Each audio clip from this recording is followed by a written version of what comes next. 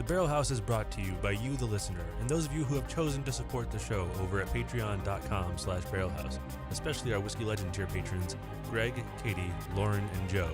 Without you, the show wouldn't be possible. Hello, and welcome to the Barrel House.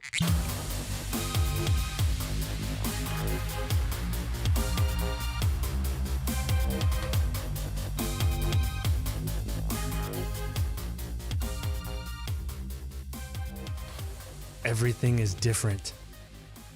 I'm different. Everything is. You're very different. I don't know what that means, but I'll take it as a compliment. Yeah, take it however you want. Hello and welcome to the Barrel House. I am your host, Joe Kane. This little man over here is Greg. Wow. Little guy, Wow. little fella. Hey, how's it going? We were commenting before we got started on the stream. You look so much smaller than me.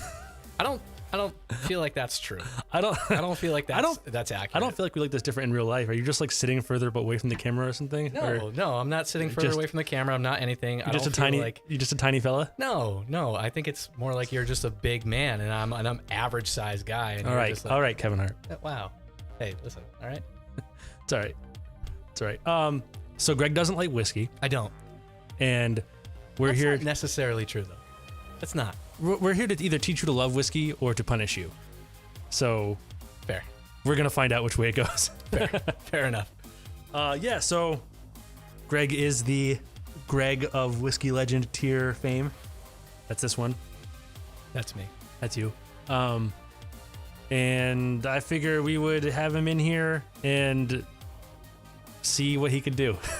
And like you said, it's either I'm going to love it or you're going to punish me. And I have a feeling that you're going to give me some that I will love and then some that you're just going to want me to suffer. What I figured we'd do is I would set you up on a couple of different lanes here, see which whiskey you liked more, and then try to find one you really liked. And then afterwards, just mess you up hard with whatever I've got left. Well, I don't understand how you're going to even pick a lane being surrounded by 642 bottles of the finest whiskeys, bourbons, and scotches I've ever seen in my life. It's not all that, because I also have some Old Tub, which you're going to have. What is that? Old Tub is a drink that I absolutely hate. Thanks. Good. Yeah, And give it a grade. And one of the things I do here on the stream here is every time that the likes match concurrent viewers, I do a bottle chug of Old Tub. A tub chug. Tub chug. Tub chug. We're tub chugging. We're tub chugging. Gross. So I'm sure you'll be in for this. I'm in for everything. I'm in for it. I'm here for everybody. I'm for the people. But I figured we'd probably get you with some like Octomore or something, because I know smoky whiskeys have not especially caught your interest yet. Not yet. I do actually genuinely think I can change that tonight. Genuinely. Not Are you with just saying that to get like some sort of false hope, false trust? no, It's like, come into my arms, just give me a hug, and then all of a sudden. I am good at that. Right. But That's what I mean. no, our mutual friend Josh, I got him hooked on whiskey through smoky whiskey. I'll take your word for it, and we'll find out. We're gonna see. So I figured the first thing I would start with like real gentle, easy ones. So Not your style, but again, not my style. there we go. But grab a glass. I gave you some glasses.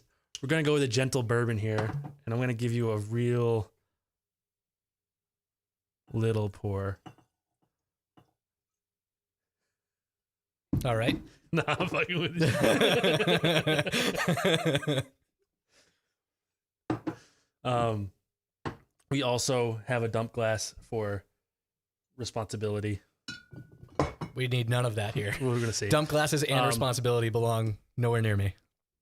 So a couple of tips. Tips. When you do nose stuff. Can I leave that one alone, or you got something for it? I'm leaving it alone right now. After this. Keep your mouth open. Just a little bit. Okay. And breathe in through like both nostrils and your mouth, but hold the glass up to one nose. I don't know about you, but the pollen has been killing me. Yep. Yeah. Yeah, no, that worked. Do you smell anything you recognize? Anything at Whiskey. all right, besides whiskey. Like, give me a thing. Got any cinnamon in there? No, see, I don't know how you do that. That's what I need to know how to do. How do you do that? All right, actually, now that you said the word cinnamon. But So that's how you start. You run through a checklist of all the things you might smell in a whiskey. As we have our first comment here, nose stuff, Joe. that's exactly what I said. Like he's into nose stuff. Listen, Look, I wasn't going to go there. I'm into all kinds of stuff. All right. That's true. So when you start, what you do is you run through a checklist. Like, do I smell apple? Yes or no. Do I smell cinnamon? Yes or no. Do I smell cherries? Yes or no. And you think of the things one at a time. Once you get used to it, you can pull those things without focusing for them. Is it a mind thing that everything you're saying I'm smelling now? No, because I smell cherry. Because is that those are very bourbon scents. So you find those in most bourbons. sense? You are so good at nose stuff. I am Has anybody ever told you that? pretty good at mouth stuff too. We're gonna get to that next. Oh, okay. Turn the camera off. Listen, sir, you must wait. That's another thing you can do if you want to. You'll see different levels of complaining about this depending on how aggressive you are with it and what people think. Some people will do this to roll the whiskey. Why? Because it gets some of the oils up on the glass, and as they evaporate, you'll be able to nose it better. Some people will say, screw it, I don't give a shit, and they'll do this. And you'll hear complaining that you're bruising the whiskey. I don't know about all that. You've never been a complainer if you're just a little aggressive and bruise things. No, I'm fine with it. Right. Totally fine with it. Completely fine with it. Do you so you got cherry. You got a little and cinnamon. cinnamon. Yep. Do you get a little apple? A little bit. Maybe a tiny bit. Not much. Anything else? Do you find any? I'm just going to throw out some things that may or may not be in here. See if you find them. Any brown sugar? Yeah. Smells a little. This one's sweet. This is sweet. Bourbon is very sweet. What a difference when you open your mouth and smell, though. It's a huge That's difference. crazy. Yeah. I would have never known or thought until you taught me about nose stuff. Not yet. That comes in the after show. or maybe in a couple All right. minutes. Try it and do the same thing. Do the same thing when you taste it as I did with the nose, and think about those things one at a time. Is there a certain way I should taste this? Is there a certain way I Sip should it. put it in my mouth? Sip it like it's hot coffee. I don't drink coffee. You sip it like it's a real hot beverage. All right.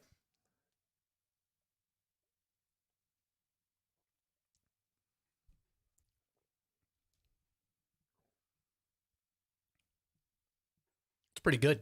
That's the least whiskey face I've seen you make so far. Yeah. Of all of our things. That's pretty good. This is like the gentlest of bourbons. I like it when you ease me into things, just to get my hopes up and my dreams good. I'm like, oh wow, whiskey's cool, and then all of a sudden you're like, yeah, try this 10W30. I mean, yes, that is how it is going to go. That's not bad at all. This is one of my favorite, we'll say, budget whiskeys if you can find it. It's hard to find. It's hard to find. This is in the same family of whiskeys from the same distillery as your Pappy and whatnot. Oh, And everything from that distillery is hard to find now because it's popular. there's my chest. Your chest getting it? Yeah. Oh man, I can't wait because this is low proof. No, good, awesome, cool. See you later, me. This will be good for you. Yeah. Yeah, it's great for me. Like that's what I get for supporting a friend. Hey, I really like your podcast. I really want you to succeed. I really want you to do good. I really like this. I'm gonna promote it to everybody I know. I really, really like what you're doing here.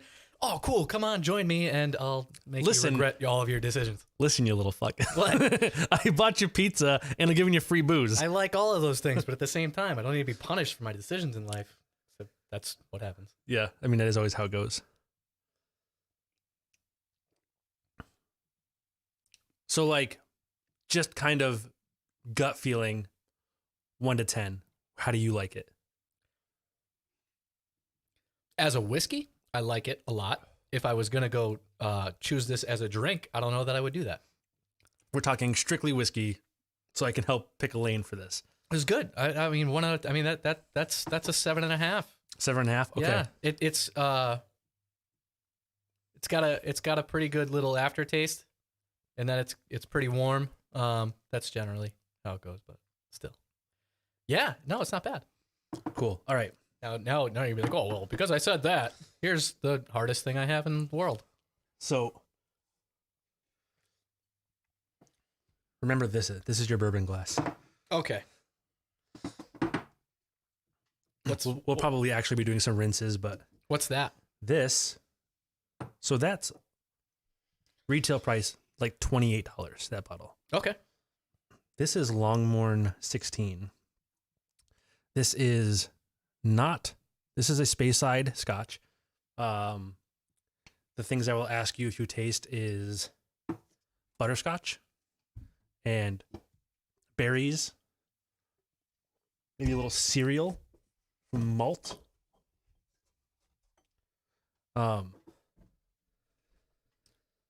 You should smell butterscotch on that. I do. I smell butterscotch, and it's weird because I smell cornflakes. Yes. Okay, that makes sense because malted barley smells. Yep. Josh in the chat. Josh, we were talking about you earlier. Josh shouldn't be in the chat. Josh should be here. Josh should be chatting with us. Dude, I keep telling him to come over. He's going to come over one of these days. Josh, I'm pretty sure Josh doesn't like me. And there's a lot of people on that list. That's very true. It's very true. But I can't blame them.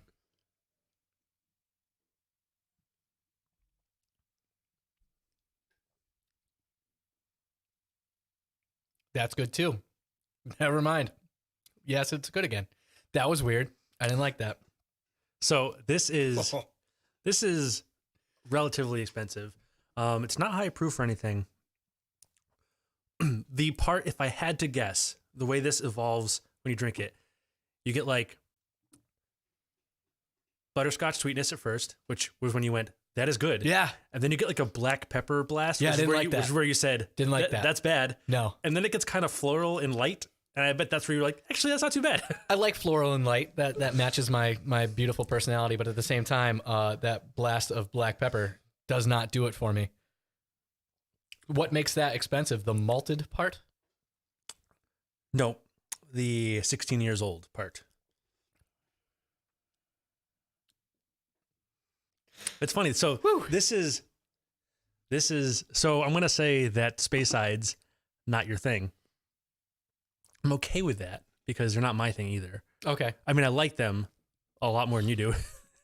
Yeah, no, But- that's It's funny because I figured you would like this a lot because Speysides are super sweet. This is super sweet. that's what you'd call sweet. That's considered sweet? You don't think that's sweet? No. I think zebra cakes are sweet and rum is sweet and Coke, rum and Coke, my choice drink. But here we are. It's very sweet for a whiskey. Is it? Yeah. Maybe I'm just sweeter than it, and that's the problem. Like you're sour, so you're like, wow, that's really sweet, and I drink it, I'm like, man, no, Listen, I have met few people in life who I would describe as sour Yeah. more than you. no, Yes. there's nobody on earth that would agree with that. I am a sweet, kind, gentle human being. Do you want to bet? I bet you I could start making phone calls. Let's not do that. Like I wouldn't go that far. Okay. So I'm gonna make a guess. Oh my god. I'm gonna make a guess that you're not gonna love this next one. Well, I need a new glass. Yep. And I was gonna go. I'll give you a choice. Do you want to go? Mike would probably think Greg is sweet. Mike and Greg are very similarly a bitter people, so. But I'm not a bitter person. I'm a fun guy. Like I'm not. There's nothing bitter about me. Don't take his word for it because he only knows me. All right, let's give a little background here before we go any further. No, we don't need to. No, I'm we accurate. definitely need to. All right. Do you want to have a little bit of a $200 bottle of rye, but is high proof, or a much cheaper rye that is also good but is lower proof? You have your choice. I don't want you to waste a $200 bottle. You're going to get a very small pour of that one if you get that. Let's do the $200 bottle then. You can't do that. I have a feeling you're not going to dig rye. No, Rye is I don't even like the name. very divisive. It was the whiskey of America, like until the late 1800s. Bourbon wasn't really a thing. Well, wasn't popular because rye is so much cheaper than corn. That makes sense. That That might be too much. we'll find out. So we're gonna go back though to the background because Joe keeps going he's coming at my throat. We used to work together, Yeah, but so, also no. I've No. That's all you need to know is it was work, all right? You know, I'm not a bitter person. I was just angry. listen. at I've gotten work. look. I was at your wedding. And the wedding was great. I was at like a number of parties at your house. I've been around you, not at work. I'd still call you a kind of a bitter, angry person. Every party, I've always been a very happy You guy. self-describe yourself as kind of Bill Burr-like. Bill Burr is a very happy man. He's a great He's an guy. angry man. He's not angry. He just goes through life like I do, going, "That's not right," and then that's it. That's not what he does. His rants are very much so not. Hey, that's not right. This smells really good. So this is like next level rye. That smells really good. Yeah. This is like it's herbal. Do you smell? Do you smell some tea? I do. How about dark chocolate? Actually, more of like a milk chocolate and maybe just like a cocoa. This smells really good. Like Yeah. I'm really impressed with the way this smells, which is again false trust, because I guarantee I'm not gonna like how it tastes. So I will say is there's a good chance if you're gonna like any rye, you'll like this one. This is higher proof though. This is almost 60%. So prepare for like, oh, there's fire in here. Okay, all right. So it's one of those. All right. It's remarkably smooth and easy for the proof. And for someone like me who tends to prefer high proof whiskey, I don't even notice it. So I too am remarkably smooth and easy. So this should be pretty good. Easy, yes. I'm smooth. I don't know about that. You do. It's you chunky peanut butter.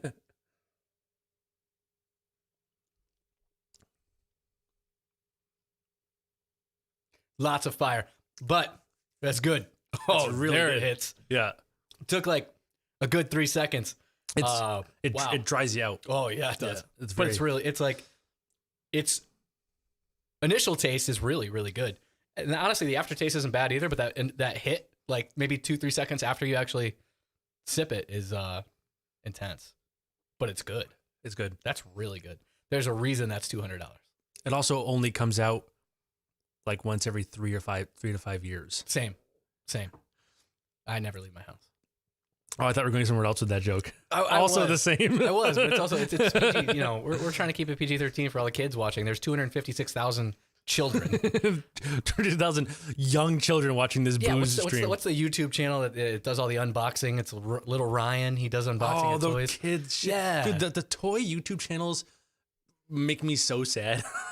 It makes me sad because you know that the parents are sitting in the background going like, "Yeah, open it, open it." Yeah. Oh, not only that, like no child decides to do that at those ages on their own. Like those No. that is straight up like some Master of Puppets bullshit. Like, 100%.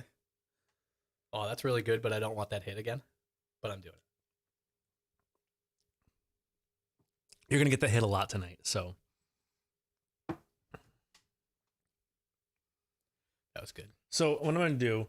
This is the other one I was talking about. This is Sagamore Double Oak. Sagamore. Sagamore Spirits. I also don't like the name. No, Not gonna lie. bottle, If we're going though. Bill Burr, we're going Bill Burr. Don't like the name. Bottle, very cool. Very cool bottle. Cool It's a logo. very cool bottle. I like the whole setup there. It's like I forget the state. Sagamore, wherever the fuck it's from. That's good.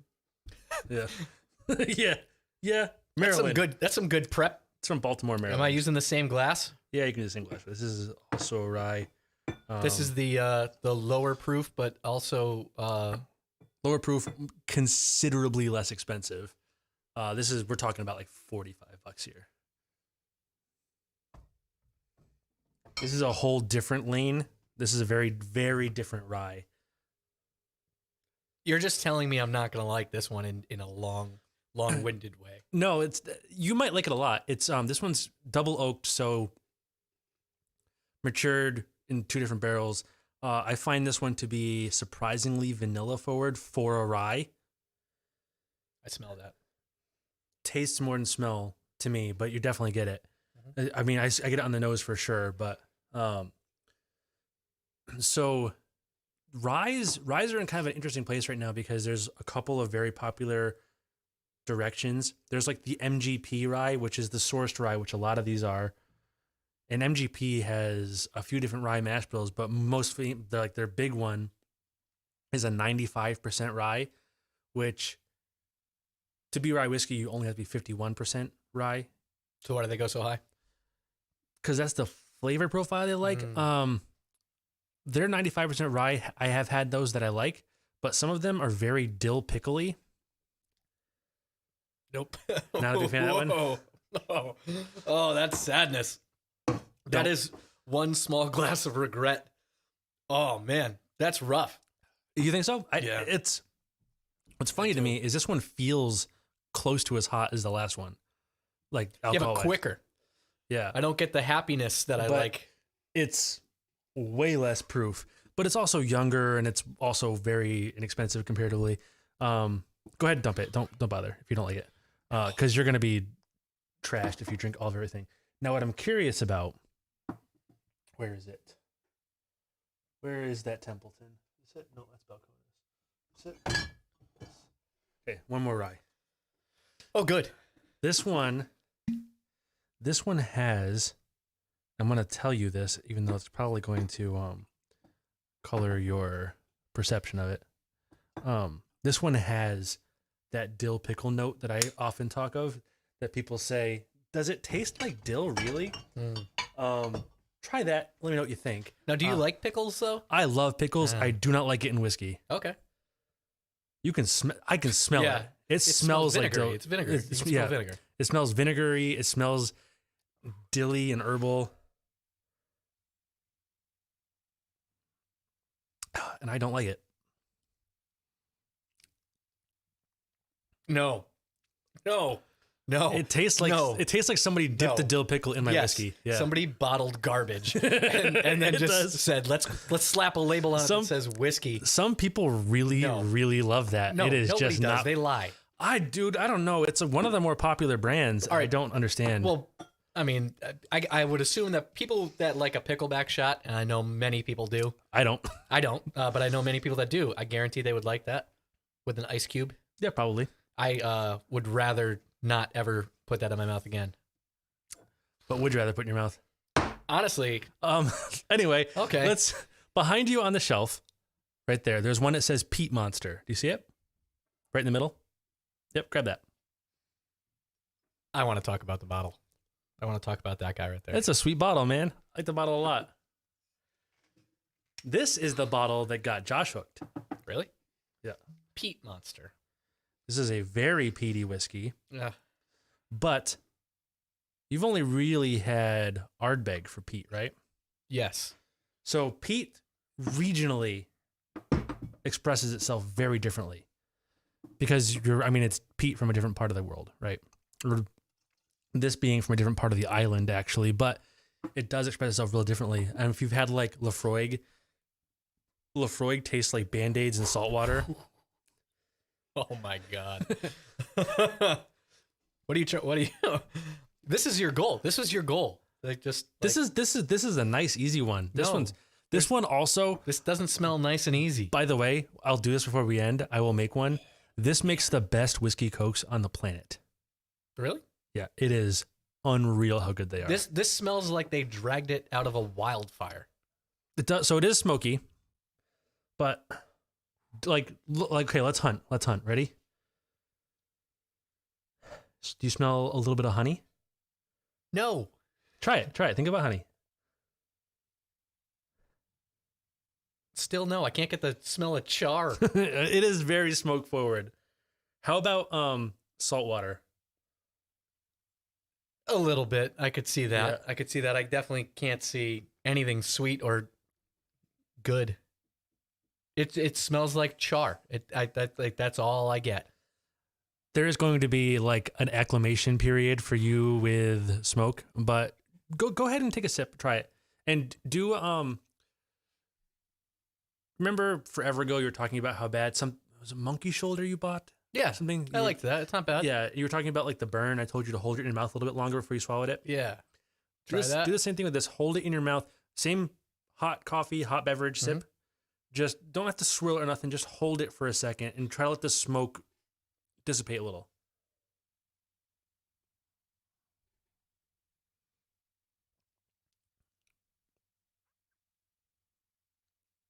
You know what's funny is that drinks better. I can drink that more, but the aftertaste it leaves in my mouth It's like somebody took their marshmallow stick out of a campfire and just jammed it in my mouth and swirled it around. Yeah. That's So the smoke. So the thing with the smoke is oh man. smoky. So here's my sales pitch. My sales pitch on smoky whiskey. Yes. Here we go. Smoky whiskey is really intense, obviously, but it's very oily and flavor dense by nature of the whole smoking process and everything. And I find if you drink it like regularly enough to acclimate to the smoke a little bit, every smoky peated whiskey I've had has had a much more fruity, flavorful palate once you get used to the smoke than any whiskey I've ever had otherwise. But it's all buried. You have to get used to the smoke to find it. So is it like wine? Because I have to, like, my wife keeps wanting me to get into red wine. I can't get into red wine. I like white wine. That's all I like. I'm a white wine person also. So it's red wine, but she says the same thing. You just got to keep drinking it. It's like you got to keep drinking it until you like it. But if my mindset is like, if I don't like it, why am I going to keep drinking it? But Same thing here. I'll counter that. When you first started drinking beer, what'd you think? Like beer or like IPAs and stuff like that. Yeah, but you probably didn't start with IPAs until you already got used to beer. No, I tasted the Rockies with some Coors Light, and that was Yeah, but that was think about if the first beer you ever had was like some craft double IPA, you'd have fucking spit it out. Yeah, You yeah. just So this spit is the it- same type This of. is spit it out. You just need to acclimate to it. So that.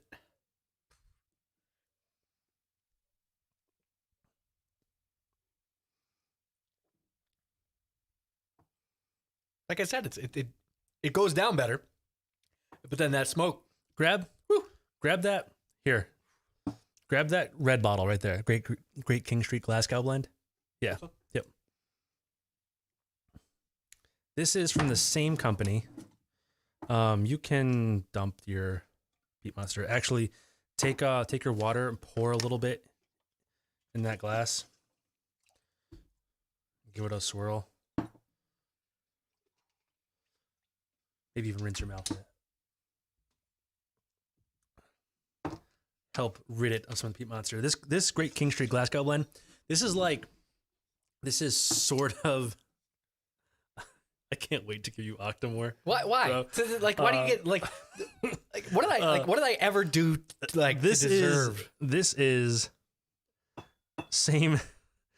a similar flavor profile. Can't wait to have you over and make you drink a bunch of crap. There you go. Bro, I'm gonna pour you probably $200 worth of alcohol. Yeah, that's tonight. fine. You can come over and I'm gonna pour you $200 worth of vodka, and I'm gonna sit there and be like, so I'll do it if it's free. I won't complain it's about always it. free. I won't complain about it. This is from the same company, but it is a similar thing to Peat Monster, but it's also cut with some Speyside, so it's sweeter and less smoky. I got the same. Yeah, The butterscotchy Yeah. thing. Yeah. What so- is Speyside exactly? So there are 5 regions of Yep. Scotland. There is Highlands, Mhm. Lowlands, Campbelltown, Speyside, and Islay. Islay is where all the stereotypical smoky whiskey comes from. That's where Ardbeg is from. That's all the whiskey in here is from Islay. You've definitely seen it. It's Islay. Oh yeah, yeah. That's where Ardbeg is from. It's where Lafroig is from. Lagavulin is Islay. Speyside is a small region inside of Highland, and it is sort of like a concentrated Highland. Highland is lighter, typically. These are all typicallys. Highland is lighter, sweeter, fruitier. Speyside is lighter, sweeter, fruitier than Highland, but also butterscotchy. Lowlands are more earthy. Campbelltown is it's very small. There's only 2 distilleries there, and it's very similar to Islay, except for typically, to me anyway, they're a little more saltwatery than smoky, but they are smoky. So this is like the last one, but a little bit lighter, a little bit sweeter. This is lighter and sweeter. Yes. Really? Also, this is a $30 bottle. This is a $60 bottle. So this is a cheaper if this was always around, this would be my daily for sure. This is a great.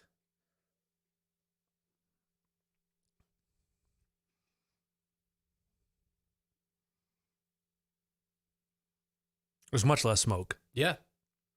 That's surprising because it doesn't smell like it would be more enjoyable. It smells like it would be worse enjoyable. It's got a rough nose to it comparatively, It does. but I'm going to guess. So these are both Compass Box. Compass Box is not a distillery. It's an independent bottler. So they go around and just Jay Glazer, he's great at this. He does Spice Tree also, which you would probably like. That is not smoked at all. This is Jay Glazer?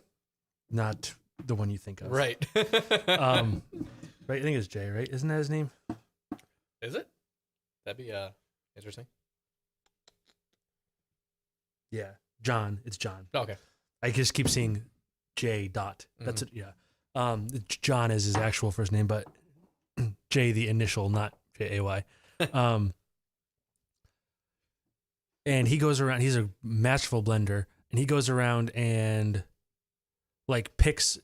They do some wild experimental shit where he decides a flavor profile he wants to make a bottling of, and he just goes to like this I believe is mostly Kalila and a couple others, and he blends these things together to make these offerings that are wholly unique. And the thing about that is, since he's not distilling and then sitting on them for 15 years, he's going and finding barrels that are already done. He can take wild ass swings, and if they don't work out, it's some money. Right. If like Macallan or Lago Hulan or somebody does that, it's 20 years of fuck, right? So they don't take those wild swings. Right. So Compass Box puts out some really interesting stuff. And this is one of their cheaper offerings. This is, like I said, it's like a $30 bottle. But then you can't get a hold of it very often. It's a little bit hard to find. Like Total Wine seems to always have it, but Total Wine's also a bit of a drive for me. No, right? So like I typically when I'm out, I will go to Total Wine and buy like 2. Yeah. It's cheap enough, and it's not hard to, it's not like Buffalo Trace hard to find. Right. It's just like a little inconvenient. Right. Yeah.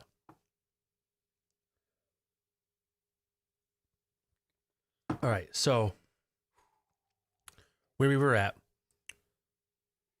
which basic direction, the Buffalo Trace, the Speyside, the Rye, or the Smoke? Yeah. So you laugh about that one, obviously. I mean, we're staying away from the Smoke. We're staying away from the Speyside. All right. Not a fan. I am going to give you a little bit of this just before we abandon that ship. Yeah, I mean, we're going to come back to this at the end, but this is a special. I have 2 bottles right now from the Scotch Malt Whiskey Society, and they're very similar to Compass Box in that they don't distill, they go and find barrels. Yep. But what they do is they buy one single barrel that they really like, make bottles of that barrel, offer it, and then when that's gone, it's gone. Like this is one of 259 bottles total ever. This is one of 900 bottles total ever. So I don't want to know the cost of these either. Oh, these aren't crazy. These aren't crazy. Oh, they're not crazy. They're just unique. Yeah, they're That's pretty super unique. That's rare too. 'cause You usually- have to have a paid membership to be allowed to buy them. Oh, look at you. Not expensive. Yeah, but you still had a paid membership. I do have a paid membership. Yeah. Wow. I have a whiskey podcast, bro. That's all right. You know what? Valid. Speaking Of, I'm gonna let everybody know we're live. It's very important. Oh yeah, do that. I will pour you a small bit of this one. The other one's not open yet, so you can't have that one. You haven't even tried the other one? Nope. Really? I just got it. That is the celebratory bottle for the Isla Whiskey Festival. So spread your word. Wow, we've gone 45 minutes and we're not even halfway through getting you screwed up. So Yeah.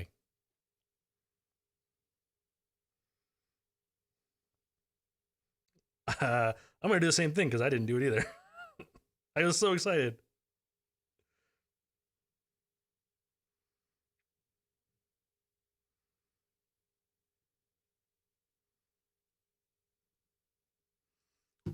I can actually, as long as this works, push this button on this thing you were asking about, Yeah. and it'll just tweet for me.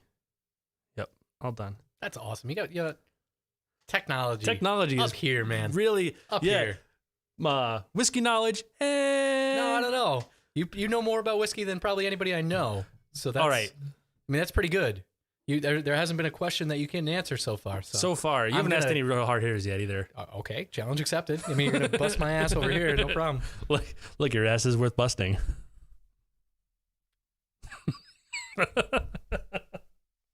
I say as I carefully grip the mic stand. It's not careful. You're right. It's not careful. All right. This is another high proof one, so prepare yourself for the proof. All of their offerings are right out of the cask, not watered down at all. So, and this one's funky. This one's got like the smoke on this is almost. Tell me if you smell a little blue cheese on that. So the sentence, tell me if you smell a little blue cheese on that. I got a funny story about that. Okay. Is it appropriate for the stream? So let me smell this. I do. This Yeah. smells like that evening. Oh, Jesus Christ. He wasn't there. That's all right. That smells pretty good though. That smells really good. It does, but I got a good feeling. Again, actually, you know what? I'm not gonna lie to you. So I've been surprised so far because I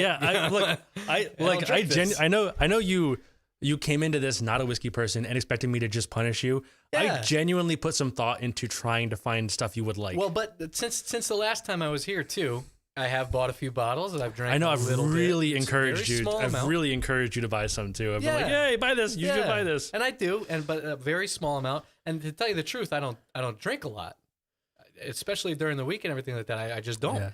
Yeah. I typically like people ask me this a lot, and this is probably a good place to answer this question for everybody. I typically have like that for a drink, like 3 to 4 days a week, and that's the thing. about. And it's funny. I mention that all the time, and the first thing that people throw in my face is, "Oh yeah, you got a bar in your basement." I go, "Yeah," and it sits. Yeah. Unless I have a party, like I might come down here and say, all right, so I will like actually do some like whiskey tasting exercises, and man. it's strong. That's heavy. That's so, not good. That's good, dude. This is all right. So this is like your style right here. This is the direction I go in. This is what you like. This is what, if I'm coming down here to just like, I want something I just love.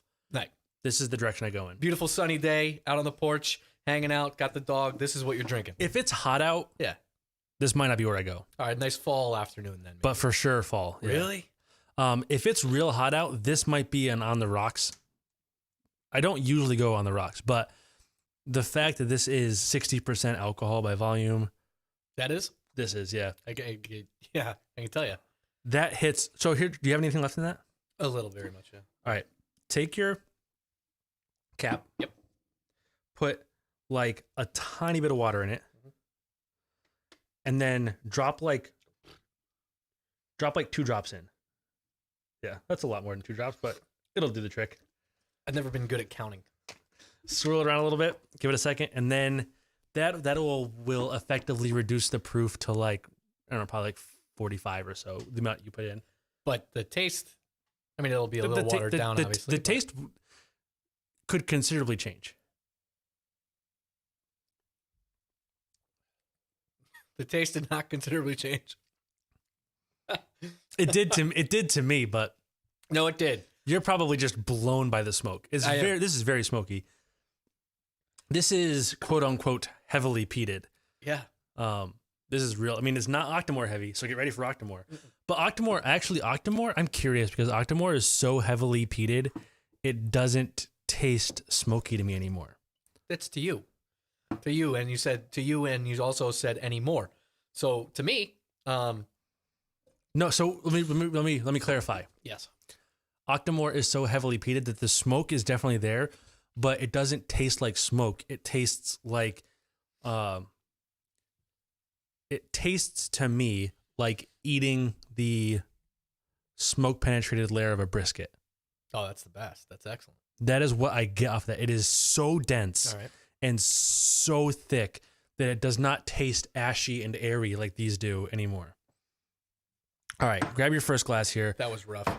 Not a fan of that one. I'm I'm not a fan of your favorite kind here. Is that bad? Do you hate me now? No, so here's the thing with so I think the smoky brand of whiskey tends to be challenging for Anybody with a palate? No, for new whiskey people, because the smoky brand of whiskey is so flavor dense that it hits you like a truck. Oh yeah. I think what happened to me after a lot of whiskey over the years is stuff like that Buffalo Trace. You loved that. Yeah. That tastes boring to me. Yeah, that's fine. It tastes like every bourbon. It's fine. It's just like very simple and like predictable, and like that's one that I pour when I'm like, I just gonna have people over and have a drink. Like it's just a whatever whiskey. I don't find anything interesting in it. It's just dull, right? So if you were gonna celebrate something, if you're celebrating, you wanted to have a great drink for yourself, what do you have? I'd probably have Octomore if I was gonna That's celebrate. what you want. Yeah, Octomore, genuinely a top 2. You know what? I want to try one more thing before we move on to bourbon. One more smoke. Why did I keep talking? Why did I say that?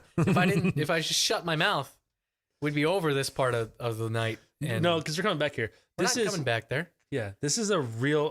You said we were going on a path, not a circle. We're coming back. We're coming back to Octomore at the end. Path is bullshit. The path was a lie.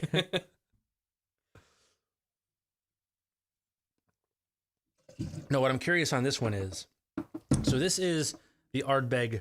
You use lots of R's, right? See, I like that. I'm a fan. I like their marketing here. I like their name. I don't know yet. I like their Ardbeg. I like their bottle. This is a commemorative edition. You're going to get another small pour of. Oh, this is not super expensive. Okay. Just rare. Oh well, less than that rye. Okay. But not cheap. Not cheap. And Mickey Heads was the distillery manager at Ardbeg for like 13, 15 years. He's retiring. This is a celebratory bottle for him. Oh. But this is Ardbeg finished in rye casks. So these were barrels that used to have rye in them. Ardbeg aged in regular. Are you combining two things that I said I didn't like? You know, rye you liked. Rye I liked. Rye you liked. I'm not gonna. I should be taking show notes about myself. All right, give me that. Is this one? Yes. And what's funny to me is, this doesn't smell. I mean, it smells a little smoky, but it doesn't smell like Ardbeg at all to me. Why do you tip that bottle like you just did? I saw you do that. Tip it forward. I tip every bottle when I have it in my hand. Yes. It wets the cork. Gotcha. And the corks, especially, I mean, some of these don't have this. I mean, this doesn't have any cork at all. But I just grabbed this bottle for a demonstration. Some of them have synthetic corks. It doesn't matter. Mm-hmm. But enough of them have natural corks that I just made that habit. Natural corks will dry out and they'll rot and then they'll break when you take them out. Smart. They'll get stuck. So it's just a habit to. Good habit. Unlike forcing your friends to drink stuff. So this is very smoky when you drink it. Really? But it smells delicate and refined It to does. me. The rye casks have this like really nice effect on it, and it actually does taste a little bit like that too. The smoke's definitely there, but it's got this like easy smoke to it. Very good way to describe that.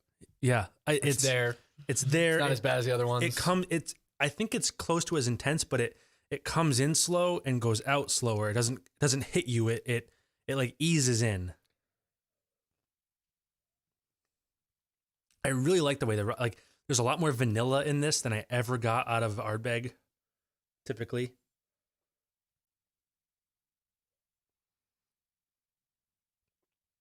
That one's not bad. It's really nice. I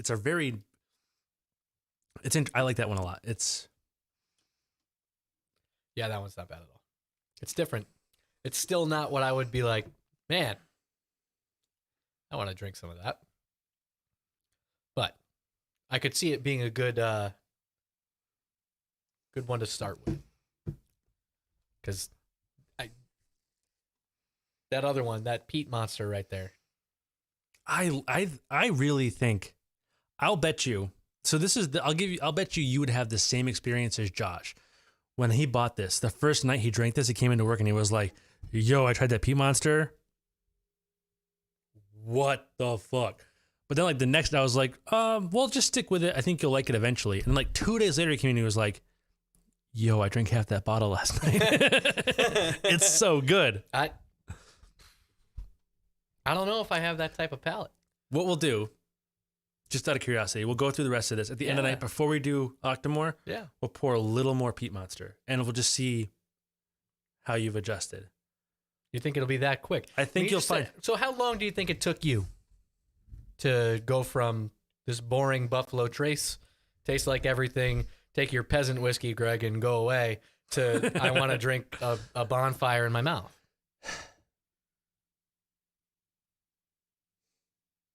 So I never had Octomore really until very recently because it's expensive. Yep. Like very expensive. So that's hard for me to say when I got to that point. What I will say is like I was always a whiskey guy. Like, you know, sneak peek, I'm rebuilding the website like a real website instead of just a shit one. Nice. And in the about me portion, I mentioned that like my whiskey career started with me doing like endless shots of Jameson and Fireball because I figured that fit my persona and my Irish heritage right. Like I was like, I should totally be the whiskey guy. And I just decided that and I went for it. And at first I didn't actually like it. I just said I did. Right. Because you're trying to be more Irish. Yeah.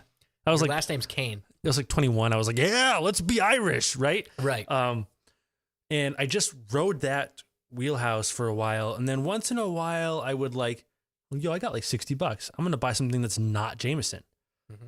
And I would do that a little bit. And I exposed myself to a few things here and there. And then 1 year for my birthday, I bought myself a bottle of Middleton. Yep. For like $2 and didn't appreciate any of it. Right. I liked it. It was easy to drink. It was smooth. It was very flavorful, but I didn't get it. I just like, yeah, let's buy that shit. That's fancy. It's my birthday. Poured yourself a whole glass. Yes. Yeah. And then like a couple years later, I was at the bar with a buddy of mine, and he was like, let's get Ardbeg, just because the name was funny, right? Valid. I got it, and I drank it, and I had this like, oh shit, whiskey can be so different. Like this moment of like, oh, it's not all Irish whiskey. So that's what it was. Oh, there's that moment. There's a whole bunch here. So you can actually attribute all of this to them. Yeah. Oh, to that fucking moment. To that one moment. That moment of Ardbeg. Drill down all the way back. All the way. I remember having the thought in my head like, oh wow, like that's. I see. And that's then from there, like what it was, I actually wouldn't say I liked it in that moment. Right. You just realized that it tasted different. Realized the huge world of difference that was in there. Oh yeah. And then I started purposefully buying like, oh, I'm gonna buy this scotch. I haven't had that yet. I'm gonna buy this bourbon. I haven't had that yet. And like a lot of this was just down here before I started the podcast. I was just like, yo, I haven't had that yet. I'm gonna buy it. There was a lot of bottles that were like, I mean, this bottle of Balcones back here is from 2015. Right. Right. It's been here for a long time. Right. Podcast's been out since October. Right. So that makes sense. I get that. But then from that point, when you started actually getting into it. So from when I decided that like, yo, yeah, I gotta figure this out. Like, this is my drink. Everybody's got their drink. I bought a bottle of that Ardbeg 10. Yes. This one. Yep. Even though at the time I didn't like it that much, but it was like it immediately had my mom remembers the Middleton. My mom in the chat. Oh yeah, the Middleton. She tried them. She doesn't drink at all. She tried the Middleton and she was like, "Oh, that's very smooth." Really? That stuff is very easy to drink. All right. Yeah. And I'm sure you don't have any, and you didn't give me anything like that because you want to see me suffer. I don't have any because I can give you the closest thing I've got. You want to try the closest thing I've got? I feel like Buffalo Trace would be. No, that's right. Blue Spot. Blue Spot. Just a little bit. Just a tiny little bit. Do this in your bourbon glass, and then we're gonna do a rinse afterwards. Is a higher proof, very delicious Irish whiskey. drink what you want. If you don't want to finish it, pour the rest in this glass because I'm not wasting any of this. I don't want you to waste anything. It smells good. It smells nice. So the spot whiskeys, green spot, blue spot. There's a red and a yellow I don't have. But to me, they have this one a little bit less than the green spot because it's a little bit younger. This one's a little more green apple and a little less coconut. The green spot's got a fuck ton of coconut in it. I don't like coconut. This does not so much. This one's way more green apple.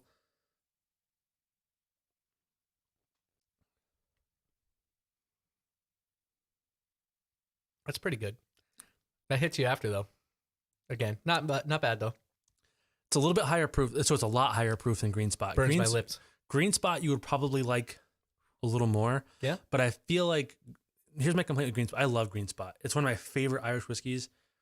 But I feel like at the proof it's at, it's one of those whiskeys where if you pour more than like that much, by the time you finish it, it doesn't taste much.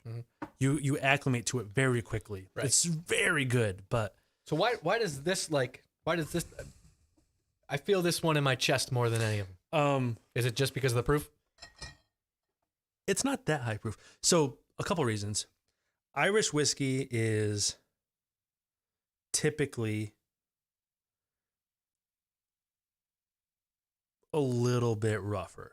And not because of anything bad, it's only 58%. So it is still pretty high. But That's just because we're trying to make our ancestors proud. because it is very regularly triple distilled, which like vodka means that a lot of the oils are pulled out of it, and the oils definitely tend to help. Now this is pot stilled, so it's going to be more oily than a typical Irish. Like Jameson is triple distilled, like almost to vodka levels, and then barreled. And I find Jameson to be it's very good for the price, but also not great. Right. Yeah. No, I know what you mean. Yeah. 100%. I don't want Jameson. Now, if you hunt on this one, this is not right down center lane for Irish. This is more green apples and a little more bourbon influence from the bourbon casks than you typically get. But it does have the Irish stuff in there. So if you hunt on this, if you think about buttery shortbread cookies, right? Yeah, that's not bad. Or like, think of like preserves, like jam. So how long did you get, it takes time to even do what you're doing with that right there. Like, because I don't get that. Right off the rip, if you asked me without saying anything, I'd be like, this smells like an Irish whiskey. I'm getting hints of Irish and touches of whiskey. It does take time, yes. Yeah, it definitely does. Because I mean, you can pull that, and you pull that pretty quick. And obviously, you know what you have. I'm fairly familiar with everything in here. Yeah, but still, I feel like if you weren't, you'd be able to. I can pull a new one. Yeah, I mean that's some of you have seen the first sip episodes on Patreon, right? Which you can be a part of at patreon.com/barrelhouse. And I would recommend doing that right now, because then you end up in my seat. You could end up in his seat, right? And I can be here too if you want me to be. He is a very cute little fellow. Look how small you look, bro. I'm not that small. I'm just telling you, this is some Kevin Hart, Dwayne Johnson stuff. My arm looks like the size of your torso. But yeah, but the problem is you can't see my torso in relation to your arm when they're next to each other. What do you? It's camera angles. It's like when they filmed Elf. You're closer to the camera right now than I am. I think we're sitting straight across the bar from each other. No, it's an angled bar. I don't even remember what I was saying. So when you start, pour it. I don't want to waste that. Nope. It's good. This is not even super expensive. It's just really hard to find. It hits my chest harder, which is weird to me. The science is there. I understand it. Yeah. But I don't know if I enjoy it as much because of that. You know what I mean? Yeah. And so one of the things, another guy we used to work with, Bernie, been getting very into whiskey. Asks me all the time about Bernie's a great guy. He's great. He's fantastic. I love Bernie. And even though many times I've told him I want to run him over with a car. Yeah, but he'd probably laugh and go, I wish you would. He does. Right. He has been getting very into whiskey, and he's been asking a lot about proof, because anything over like 45 just takes him out. And he's up to like 50 proof now, where he can kind of handle. But he wants to get into like blending his own from like other bottles, and he like really getting into it, which is something that I have done, and it's fun, but it's time consuming. Yeah. But you need to be able to drink high proof whiskey to really pull all those flavors out. Mm-hmm. You need to be able to acclimate to all that stuff. And I've been like kind of coaching him. I've brought him in a couple of samples of like barrel strength, high proof whiskey. I've given him some direction, told him to buy a couple of bottles, like really been like trying to guide him. And the thing is, like, after a certain point, like I don't get any alcohol after this. I really don't. Is that a problem? No. So the thing is, here's the science on that. I can give you the science on that. I do. I like science. The burn you get from alcohol is not actually a burn. It's a defense mechanism from evolution. In nature, the only time you ever encountered alcohol is when fruit was rotten. So your body feels alcohol and goes, "Fuck, this is gonna kill you." Stop doing that. Stop doing that. Uh-huh. If you drink enough alcohol, like not even like volume, but frequency. Yep. Right? You don't have to get hammered. You just need to expose yourself to it a lot of times. Your body starts to realize, oh, that's not going to kill me. And your brain stops throwing red flags as soon as it feels alcohol in your mouth.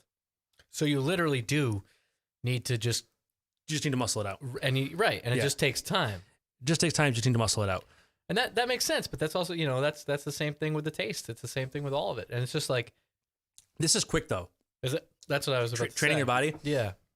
If you went to buy like, all right, this, you're going to hate this. I'm sorry, but grab that bottle of Jack Daniels behind you. What if I just don't? That'd be awesome. I'll get up and do it. All right. It's a square bottle on the second shelf back. This is Jack Daniels single barrel, barrel proof. This is 66.8%. And Jack Daniels being, I'll pour you very small this because you're going to fucking hate this. That's about 4 times as much as I want. If you can get me like 1.2 milliliters. That's about what I gave you. This Jack Daniels, I think, is part of the Lincoln County process, which is what makes Tennessee whiskey Tennessee whiskey. Tennessee whiskey is basically the bourbon, except for they charcoal filter it. This smells better than any of them to me. Oh, it smells great. It does. High proof whiskeys smell phenomenal because they're full, they're dense, they're oily. The problem to me, I think it's part of the Lincoln County process, although I don't know for sure. But I think that charcoal filtering after distillation before aging pulls enough of the oil out where the alcohol on Tennessee whiskey seems to hit in a whole different way to me. Like, this is one of the few whiskeys that I still feel the heat on. And you gave it to me. I just want you to feel this. I've heard that sentence from you. And it's always been good. It's always led in a good time. You know what? Can't argue with that.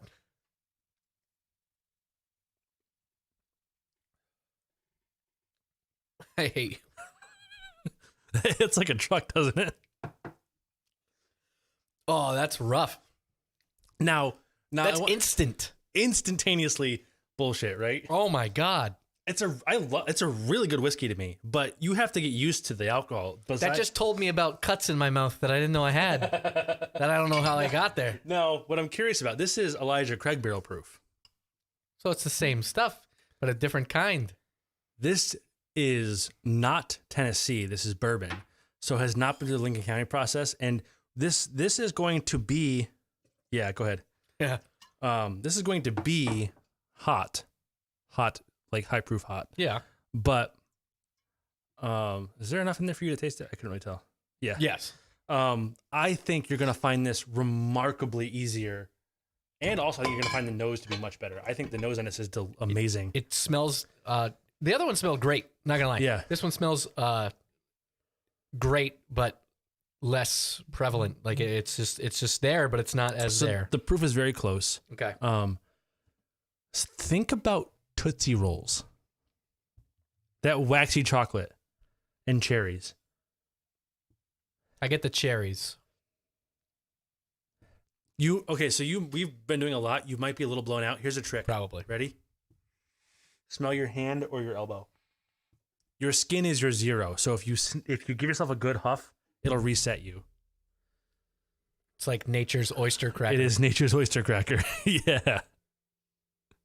You're not wrong, too. That does kind of reset you. That's pretty cool. It makes a big difference, doesn't it? Yeah. But you know what? Crazy. You know what? The craziest thing that you've done so far that made the biggest difference is when you breathe in.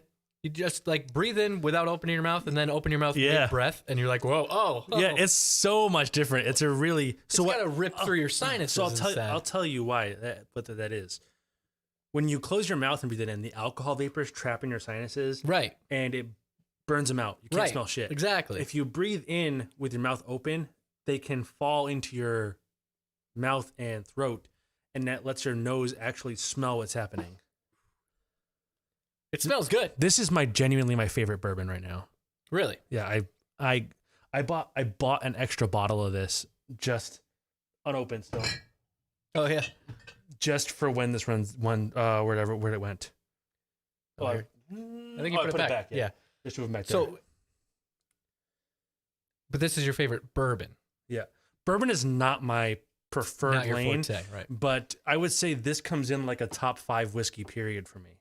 This is also only $60, 65. This is a really affordable drink to whiskey to be in that like top tier.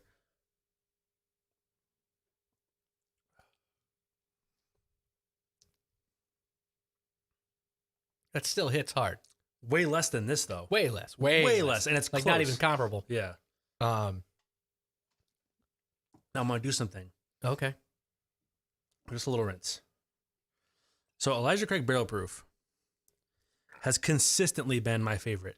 They release in batches 3 times a year. An A120 series or A1 and then the year. So A120, A121. That was, you just had A121. Okay. They do a B5 year. So B520, B521. B521 just came out. I haven't found a bottle yet. Okay. B520 was my favorite, but that was mid-year last year. And they do a C9 run. B520 was my favorite. Okay. I only found 1 bottle ever. All right. And you have it. But I have this much left. But now, this is gone forever when this bottle is gone. Right. I'm going to pour you a small bit. Yeah, give me a very tiny. This is, so when you smell and drink this, think about like perfectly toasted marshmallows. I'm being so careful. I know. This is like priceless to me. You're good.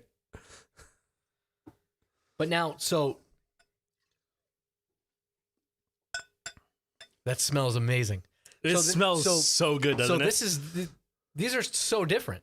So you could literally get a bottle of this that you really love, buy another bottle in 4 months, and you could not like it. I've actually heard very mixed reviews on the B521. It's low proof for this. These are all like over 60%. Okay. The B521's like 54 or something like that. I think it's super low for this offering. I've heard mixed reviews. This is,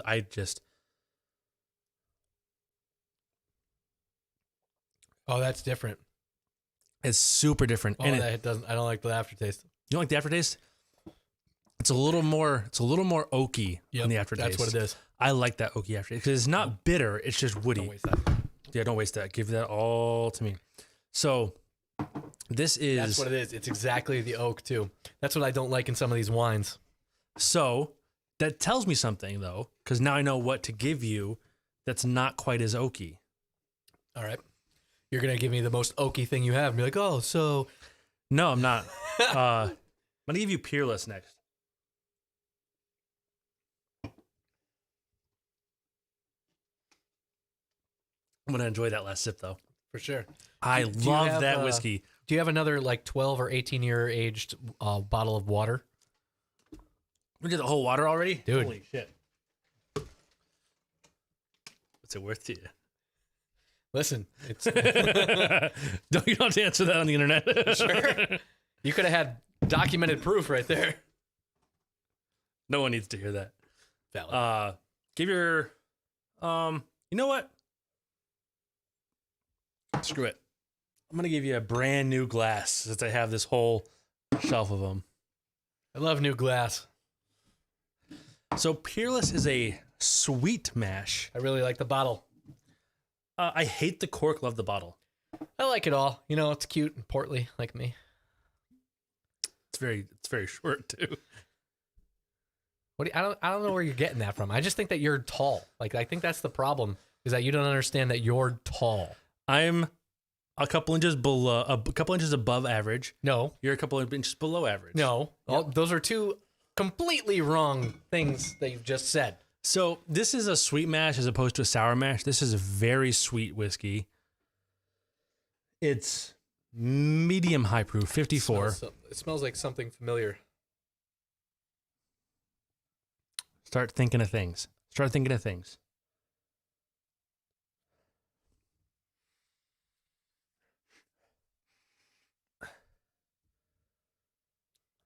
Smells like I'm getting hints of gasoline. I'm not even kidding. I don't get gasoline. I get diesel off of Lagavulin, and I love Lagavulin. I like the way diesel smells. I like the way gas smells too, though. Like, this doesn't smell like happiness. You me. say gasoline. Yeah, I do. I don't get necessarily gas, but I do get a little bit of like solvent. Yeah. Acetone maybe. Yeah. It's like maybe a brake clean. Yeah, that's close to acetone. It's close. I get a lot of cherry on this. This is also a store pick bottle.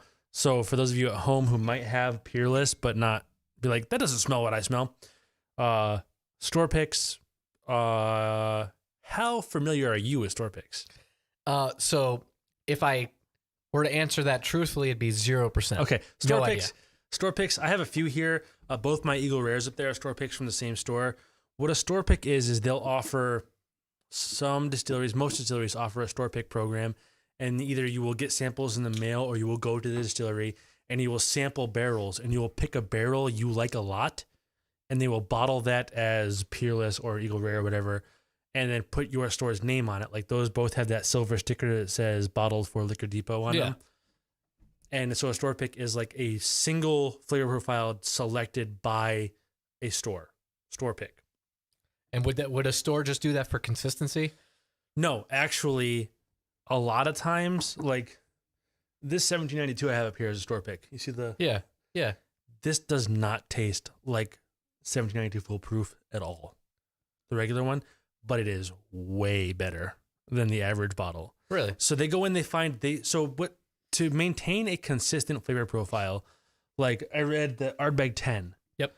Some bottles have as many as 190 barrels blended together so that every bottle of Ardbeg 10 you ever buy tastes exactly the same. So if you love Ardbeg 10... Dasani method. Yeah, exactly. So if you buy an Ardbeg 10, you know you're going to love it as much as the last bottle you had. But that means that sometimes worse whiskey goes in, sometimes better whiskey goes in, whatever, to find that flavor profile. So with a store pick, sometimes you can go in there and find a barrel that's like tip top. Yep. You can say, I want that one. Right. So store picks are a great way to get a really amazing whiskey at a great value, because usually, like, this was $5 more than regular 1792, and it's twice as good. So if you're going through a bourbon, a whiskey, or scotch section, and you see a sticker like that, that's the one you want. Comparatively to one next to it, that's the same exact thing without it. I'll caveat that. Definitely buy it. Yeah. See if you like it. And if you do, you know you found a store who's picking on your palate. Right. And then always buy their store picks. Gotcha. I don't want to blow anybody up because it's not like they're doing a bad job. Maybe their palate's different, somebody else likes them. But there are a couple of places around here that do store picks. Just not my jam. Right. But it's somebody else's. Liquor Depot in Avon here. Yeah. Just right down my lane. That's nice. Every bottle that's convenient. It's so convenient. Yeah.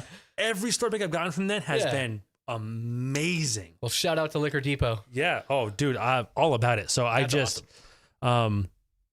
A small reminder to those of you in the chat, if we've got a 3-viewer discrepancy between current views and likes, if all 3 of you like this video, Greg's going to do a bottle rip of Old Tub.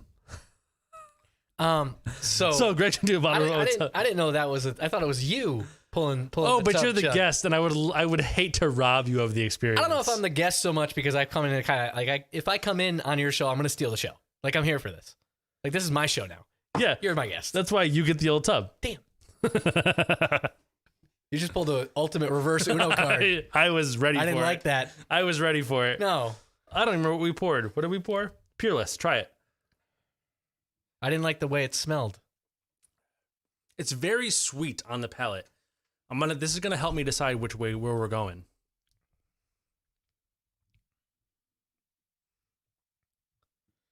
That's really rough right after. It's a little bit high proof. That's gonna try to ignore the alcohol. I mean, you're gonna feel it, but try to assess the whiskey. Not the aftertaste, right? But like the initial after actual swallow, which but which you're very familiar with. yes. However, that's when the big difference is for me. Cause like so this one almost triggers the like you might throw up button on me. Really? Yes. So it does have so I like this a lot, but I can only ever have like one glass at a time because I find it borderline sickly sweet. See, I don't get that. Like, so you find this as sweet. I don't get the sweet, but you're thinking of sweet as in like whiskey and bourbon. Yes. I'm thinking of sweet like I love a sheet cake. Like So this isn't or like a rum. Like rum is sweet to me. Rum is a very sweet alcohol. rum is from sugar. Right. So think of it this way, because what you're getting, the sweetness from whiskey is oftentimes like a sugar alcohol from the wood. Really. So think, because the sugar is almost entirely distilled out of it. Right. So think of the sweet in this whiskey as like, you ever have like a gum that the sweetener is sugar alcohol, like juicy fruit? Yeah. Oh yeah. Now think of that. Have another sip. What about fruit stripe gum? Because that was a great one. I miss Fruit Stripe. I haven't had it in years. Well, you haven't had it in years either. You'll put it in your mouth and it'll be gone in 2 seconds. The flavor at least. And you'll be sad. 3 chews, all gone. Same. Like me.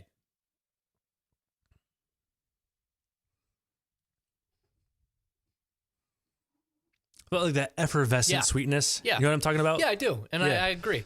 Yeah. It tastes like that. I get that, but then this one triggers that like, hey man, you might So- throw up button. Yeah. Okay. So That's weird. Is that weird? no, I get it. Okay. You know what I'm talking about with that like one flavor or that one little taste, It's that one little. It's a borderline.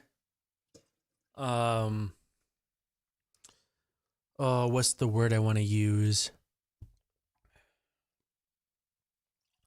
I say sickly sweet, but I think to you, what you probably recognize that as is like a tanginess, sort of. Yeah. That is. No, it is. It's like that. That's a good way to describe like we were it. talking about with tequila earlier. Right. It's that tanginess that's like, Yeah. maybe not. Oh yeah. All right. So you liked That just was, out of- so that was Peerless. that was Peerless. Okay. Just out of curiosity, you liked the Buffalo Trace. I did. But that was the boring stuff for you. That was the peasant. Listen, I have 2 bottles of it for a reason. It's very drinkable. It is. I'm gonna wet this before I forget. I usually do it before I open it. This is Blanton's. I made a Blanton's and Coke on this stream once just to piss people off. Oh yeah, that would piss people off real quick. Like I don't even know if I'm worthy of this. This is Bernie loves this. He found 1 bottle, I think. Right. This is you're gonna enjoy this. Plenty to drink that, don't worry. I was worried. So this is a very simple, very right down home plate, very crushable whiskey. It's, I would say, at its MSRP of like $60-ish For that bottle, right for there? this bottle. Okay. Totally fine. It's a very cool bottle. It is. John Wick drinks Blanton's in every movie. Oh, then I like it more. Exactly. That push pin in that. The popularity of Blanton's based on their marketing, primarily the John Wick stuff, has gone through the roof and has led to this being regularly available at like the package store across the street from my house, $400 for that. for this. Okay. Just because they can't. I wouldn't spend $90. Right. At $90, this is a waste of money. At $400, you are out of your fucking mind. But people do it. People do it because they can't find it. Right. And people do it because John Wick drank it. Right. And people do it because most people aren't smart enough to Google Blanton's MSRP. Yeah, that too. And they walk into the liquor store and they see for $400 and they say, man, John Wick's got good taste, and they just buy it. Right. Right. And I like Blanton's. I like Blanton's a lot. I like Blanton's exactly $75 worth. Okay. Fair enough. Because it's very easy. I mean, you can tell. I don't know if it plays on stream. It's probably kind of hidden. I have the whole Look at those. cork progression over here, right? Yep. It's a damn fine whiskey. But when it was easily achievable at $60, 60, 70, 80, those are Blanton's Gold, 90. It was a great regular drinker. Now that it's become like suddenly popular and you can't get it, I got no interest. The Liquor Depot, Yeah. those are both actually store picks from Liquor Depot, those ones. Oh, okay. And that store, shout out Liquor Depot, Again. does not overcharge. Those were both $60 at the store. That's very good. It's pretty much the only way I'll buy them. See, I like the way that smells. I like the way it doesn't hurt me. It's a lower proof. It's very down home plate. So let's do the thing. Ready? You gonna ask me what I got? Yeah. Think about what I asked you for Buffalo Trace. Think about those things. I do get the honey, You get a little honey. a little Good. bit. How about brown sugar? Any of that? No, not on me. Not for me. No brown You know sugar. what? You know how there's like different darknesses? Yes. Think of the like really dark stuff. The like almost Yeah. All right. Yep. that super dense stuff. Like it's what do they call it? Like demerars. Still get a little apple too. Maybe a really Apple, small yeah. amount. How about cherry? Do you get cherry? I don't. I See, get- That's what I mean. I get cherry, but it's very light, much lighter than. Also, I'll say that bottle of Buffalo Trace was a store pick, Okay. and the most cherry I've ever gotten in Buffalo Oh, Trace okay. in that There you bottle. go. Yeah, All right, yeah. So that'll do it. This smells really good. This is a really good. This is a great like when this was like $50 to $70. This was a great daily drinker. This is the problem that I'm having is the ones that I've liked the smell. I haven't liked the taste. You'll like the taste in this one. It's very easy and You're not wrong. it's very easy. It's very, very easy. And this doesn't hit the you might throw up button. This doesn't do it proof, for me. This is good. Low proof. It's got like 4 flavors and they're That's done very well. It's not complicated. That's really good. Wow. It's good, but it's like $70 good. It's not $400 good. No. I don't know that much is in the form of drinking. So there are bottles that we talked about this a little bit before. Price on whiskey is not at all related to, you know what I'm gonna do? I didn't have that going the whole time. It's true. But now there's background music. Hey. Price on whiskey is not at all related to quality. It's 100% rarity. So price doesn't necessarily equal better. No. So what you need, so I shouldn't say that. There are definitely some whiskeys that are considerably better, that are considerably more expensive. Like I was talking on the episode that either just posted or is about to post. I don't remember.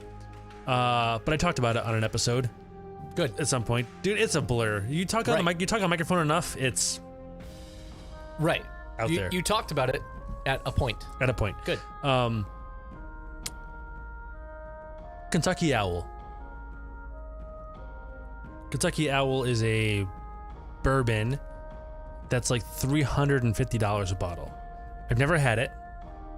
I had the rye once at a bar. It was like a $30 shot, but I wanted to try it. I've never had the bourbon. And the Dixon Deadman is the last blender of a family that owned the company. He sold it to Seagram's and has been working for Seagram's for, I think, about 10 years as the blender still. And he just announced he was retiring. Or I shouldn't say that. He's leaving to pursue other interests, whatever that might be. He's probably going to start another company. But Kentucky Owl is legendary. And I have this like FOMO because I've never had a Deadman Kentucky Owl. And it's like the batch that's on shelves right now is the end. But also, it's almost $400.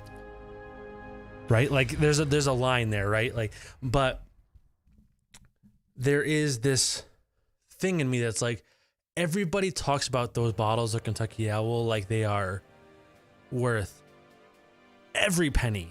In my head, I go, what's a bourbon that's worth $400? Like, I haven't had a bourbon. I've had scotches that I get it because of climate, scotch has to be 20, 30 years old to get the same flavor as a bourbon that's 10. So the real problem is there's only one way to find out. I know, but also the real problem is I don't have $400 to spend on an experiment, right? Like that's the thing, right? Yeah, no, I get it. It's a thing, right? Like it is. It's. I don't know what I would do in that. Actually, I do know what I would do in that situation. You would just go buy it. No. I'd probably find a way to get it online. And I would drink a lot and then do it. We've both made those errors. Yeah. But you would buy it. Did you ever tell any of your listeners about your Tesla? Because if you didn't and you don't want to, I will. So there was this one night. Yes, there was. This is the greatest. I had a little bit too much to drink and was Amazoning. Story ever. Greg had this habit of coming into work and saying, "Hey, I got drunk and I bought this dumbass thing on Amazon." All the time. Right?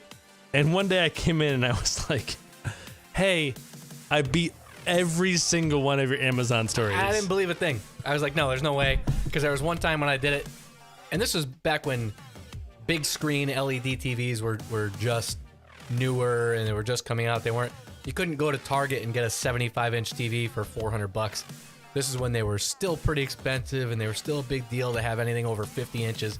And I bought like a 60-inch Samsung top of the line just because I was like, you know what? I just bought my house. I want to just go crazy. Had a couple too many that night and just ordered it. Shouldn't have. Totally shouldn't have. Wasn't financially in the position to do so, but did so. And so I was like, there's no way. There's no way you could have topped me. So I opened my email and I showed Greg this confirmation email in which I bought a Tesla with my credit card while I was drinking with my ex-girlfriend. Yep. I canceled the order because that's not what I would have done. Bro, you can't spend $45,000 when you're drunk. Dude, on principle only, I would have had to stay with it. There's just no way. No. No, there's no way, but it's just like one of those things. It's like, man, I did this. I hit the cancel button real hard. Oh yeah. Which refunded my money by deposit and all that, but that was still the most epic. Oh yeah. I've ever had a too much to drink purchase. You woke up with a Tesla. Wait, what the hell? Yeah. It wasn't like a dude. It was the opposite of dude, where's my car? The look on your face when I showed you the email, you were like, "There's no way." And You didn't show me the email first. You just told me, but I was like, yeah, okay. I showed you the email, and your face was like, Yeah. Well, of course. I was like, no. just pure shock. Like, I don't know, bro. How did you do that? That was the best. The answer is very irresponsibly. But that's the thing. I mean, I don't know how you haven't done it again. And you know what the thing was? At the time, at that point in my life, I'm pretty sure I was beer drunk. Oh yeah. No, Yeah. that was before you had gotten into any sort of whiskey, bourbon, anything like that. I mean, That was before this. I probably had like 20 or 30 bottles here at the time, but I wasn't like. We're talking what year? We're talking. This was 2016. This was immediately after the announcement of the Model 3. Maybe 2017, maybe. Something like that, yeah. It was years ago. It was when I was into whiskey, but I still wasn't like drinking whiskey. It was like I had a party at the house and ended up with a Tesla. My friends and I and my ex, we all got wasted, whatever we were doing. And then I laid in bed like, I am a man that deserves a Tesla. You know what? And I don't think you're wrong. Get on your phone. Do it again. You know what? I'm gonna fucking buy one of those Lightning F-150s, bro. Oh my God. Dude, I'm down for that. I mean, you can pre-order one of those right now for $100. Don't ask me how I know that. I know also because I was staring at that button. I know. Same. And then I realized that I just built a truck and I have a truck, but I want that truck. But I also... You spent more on your truck than Lightning costs. Facts. Yeah. Big facts. But I do want a Tesla still. That Lightning truck, bro, I am shocked at what Ford offered with that. I like the fact that they called the front a frunk. That's not new, but that's yes. the unofficial term for them, though. Did you see that is insulated and waterproof, and they've put a drain in it so you can use it as a cooler if you decide to? So just fill it with ice? Yeah. And fill it with anything you want and just have a party? Yes, they 100% endorse that. There's also 120 and 240 volt outlets front and rear. It can power your house. It can power your house. Generator. Yeah. For up to 3 days. For up to 3 Which is pretty intense. days. That truck, my God. Yeah. 750 foot-pounds of torque, 560 horsepower. Which is cute. Like, that's adorable for a truck. Like, dude, that's a lot for an F-150. Yeah, I know, but like that's still adorable. For an F-150, bro? Yeah, well, for an F-150, absolutely. But for a truck? You see they towed 1 million pounds with it? Yeah, that's cute. Like, I towed 1.5 million. You didn't. I did. You didn't. It was once. You didn't. I got video, but it scrambled. Yeah, it's so scrambled. It's different. I would buy one. I would. Do you know what the actual impressive part to me is? So like the EPA range is 300 miles, but that's with 1,000 pounds in the bed. Yeah. That's how they rate trucks. Empty, they're getting like 500 miles of range. Oh yeah, and that's so doable. intense. That's so doable for like, hey, I'm gonna drive to New Hampshire or I'm gonna drive to New York and back. Like that is a very reasonable road trip range. You know, to switch it up a little bit with your new car too. Have you seen the Hyundai EV? The Kona EV or no? Because they do a Kona EV. No, I think it's the Iconic. Oh yeah, that thing looks like. So it looks cool. It does. But also looks like somebody melted the ends and it's drooping. Yes, it does look like that. But one of the coolest features I thought was that they made the driver's seat go into what they call a zero gravity mode, and it essentially becomes a lazy boy. The whole front of it comes up, your feet go up, the whole thing reclines back, and it's all designed for you to relax while it's charging at a station real quick. Yeah. It won't do it when it's moving. No. But I think that's pretty. Did you see that the Lightning, the like gear shift, folds down flat? Yes. And then a table comes out, and you can like set up your laptop and stuff. Yeah. It has like a couple of 120 volts in the front. Yep. Do the seats do what the new F-150s do? I would assume they do, and go completely horizontal. Yes. Yeah. I am so listen. So GM announced the electric truck, right? And it's $150 grand. Yes. Yeah. So that's the thing about the pricing with the F-150 is not that bad, especially if you're gonna drop that much money on a truck, no matter what. Like the F-150s start already at a price that's kind of, it is what it is. But the price difference between a gas Dude. F-150 right now and the EV F-150 is, Right now, you can get a Platinum Lightning for less than a Platinum gas truck. yeah, the Platinum was like 90, 92. So with the long range Platinum, Yeah. with all options was Yeah. 92. You can get the long range Platinum with nothing else for I think 80. And that still comes very, like, Platinum is more than I'd want. Leather. I don't want leather seats and stuff. See, I do. I don't want leather because when it sits in the sun in the parking lot at work for True. 9 hours, it turns into a skin graft. It's very true. But the whatever, I looked at it like the XLT, Yeah. well optioned with the long range package, which is like the 500-ish mile empty with no load package, is like 56, which is wildly cheap compared to like even the yeah. Cybertruck. Oh, yeah. And the Cybertruck's now boasting like 1.5 million pre-orders. Did you see that? Yeah, which like it's had a lot more time than the F-150 has to get pre-orders. The F-150 boosted their pre-orders as well, which is really weird. Well, so I'll tell you why. I can tell you why. I can tell you why I think I should say. It's not Elon's tweet congratulating Ford. No, it's not. The F-150 has been the single highest selling vehicle Forever. for 45 years in America. Yeah. Ford doing an electric F-150 is like the electric vehicles are fucking here Right. moment. Right. And that's Welcome to gonna mainstream. that's gonna boost electric sales of everything to me. Oh, for sure.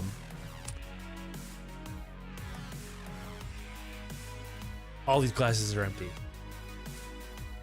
It's mostly because I haven't poured anything.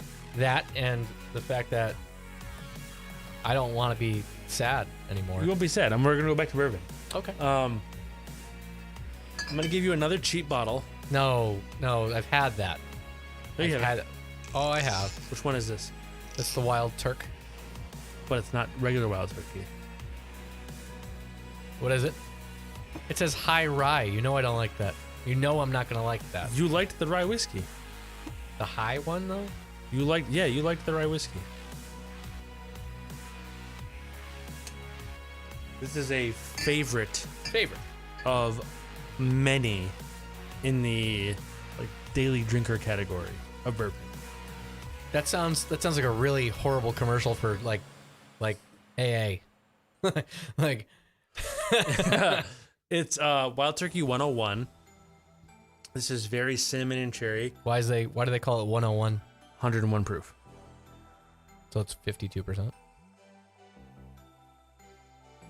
that how that works? 50.5. 50.5? Yeah. That's how math works. I reversed math. Yeah, Yeah. You got close.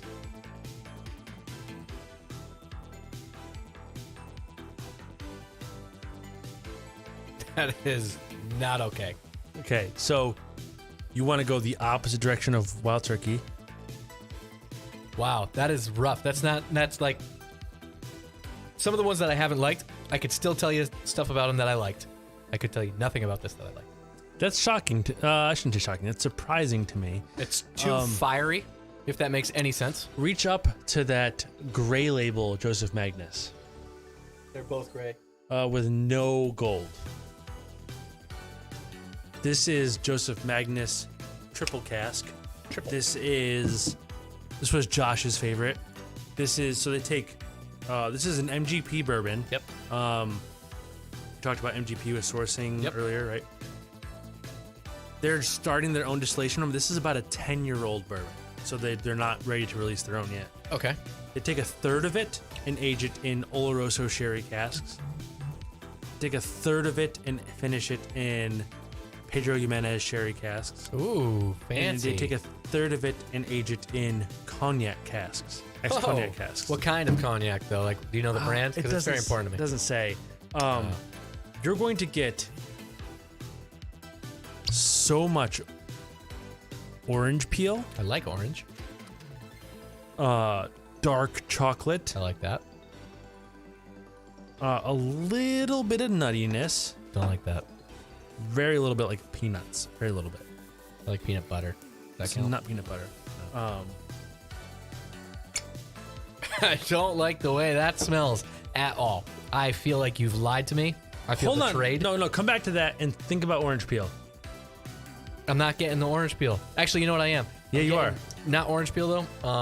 It's like orange oil. Yeah, but like super concentrate. Very concentrated. You're Yeah. gonna get a lot of orange on the nose. Not a good fan. On the palate of this. No. It smells very fiery again. It smells like as fiery as that. The nose is more alcoholic than the palate on this, but this is higher proof. It's like 54%, I think. What is this? No, this is straight 50. 100 proof. So yeah, it smells rough. It's not as rough as it smells. It's pretty rough. Not as rough as it smells.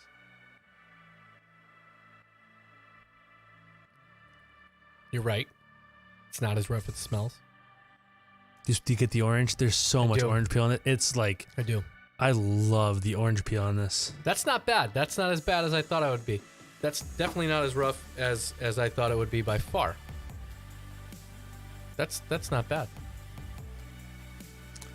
I love this bottle. I love this bottle. I commented on the last live stream that I was really, really sad that there's only that much left. Is that another one of those that you can't get that exact one? No, it's relatively easy to find. It's just not cheap. I've had that bottle for a couple of years. It's like 100-ish a bottle. It's not. Really? It's not one that you can just be like, "Yo, I want to have that Right. all the time." You Right. know what I mean? I'm still saying that it's time to buy that $400 bottle. I'm not gonna do it. You're lying to yourself and to me, and it hurts. So this is what I'll do. Yeah, If in like 4 months, 4 months. of Patreon income, Yep. that bottle is still available for less than 400. You know what's great about that? It's also your birthday, and that's what you're going for. Not till December though. It's close. I mean, you're still Well, that's a couple like months off. Yeah, It's like 6-7 still. months. But the problem is, are you going to be able to find it then? Probably not in December. Right. In 4 months, maybe though. Think so? Maybe. What if you're not though? Like, what if you can Then only I'm find it tonight? fucked. Like, what if you can only get it online tonight? I'm like fucked. right now. Then I'm fucked. like on your phone. Then right I'm now. totally fucked. You might be able to try. I'm not and gonna get do it. You might. Can I borrow your credit card for a minute, Greg? No. Here. How about this? Yeah. You buy it for me, Okay. and I do a whole episode Mm-hmm. totally dedicated to you, This is. start and finish. You're kind of doing that right now. I talk about you all the time, the whole episode. I talk There's about not how much to talk about. I I'm talk a about very how boring I person. talk about how handsome you are. Wait, everybody can see that. Maybe how big your dick is. Everybody can also see that too if they go to my Patreon. It's also my OnlyFans. Big's a different word. Well, yeah, big is very, like, depends on who you're talking to, I guess. But if you go to my Facebook right now, you can see my big deck. I was going to post a comment on that post of where you said like tiny deck or whatever. Yeah. Of my deck. I would be like, and here's mine. Listen, it's not about the size of the deck. It's how many people you can get to jump on it. And I can get a lot of people to jump on my deck. I couldn't fit that many people on mine. I built a gazebo on my deck today. I saw your nice. gazebo is the size of my deck. Yes. Yes. Yes. It's funny because I went What's your gazebo dimensions? 12 by 14. Your gazebo is bigger than my deck. My deck is 10 by 12. All right. So my gazebo could encompass your deck then. It could be- My deck could slide into your gazebo. Jesus Christ. All right, whiskey. yeah. This one's not bad. Like I said, All right, another direction question. Reach up there. There's an Old Forester 1897 bottled in bond.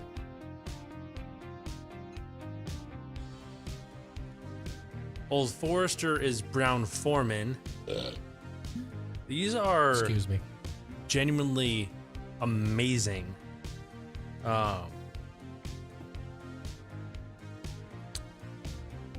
They are affordable. These are? Yep. Super available, always, everywhere. And I, to my palate, I love the Brown-Forman direction.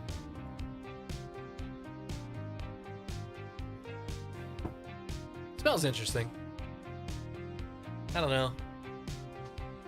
I feel like it's another trick one. You haven't both liked to smell and taste yet. Valid.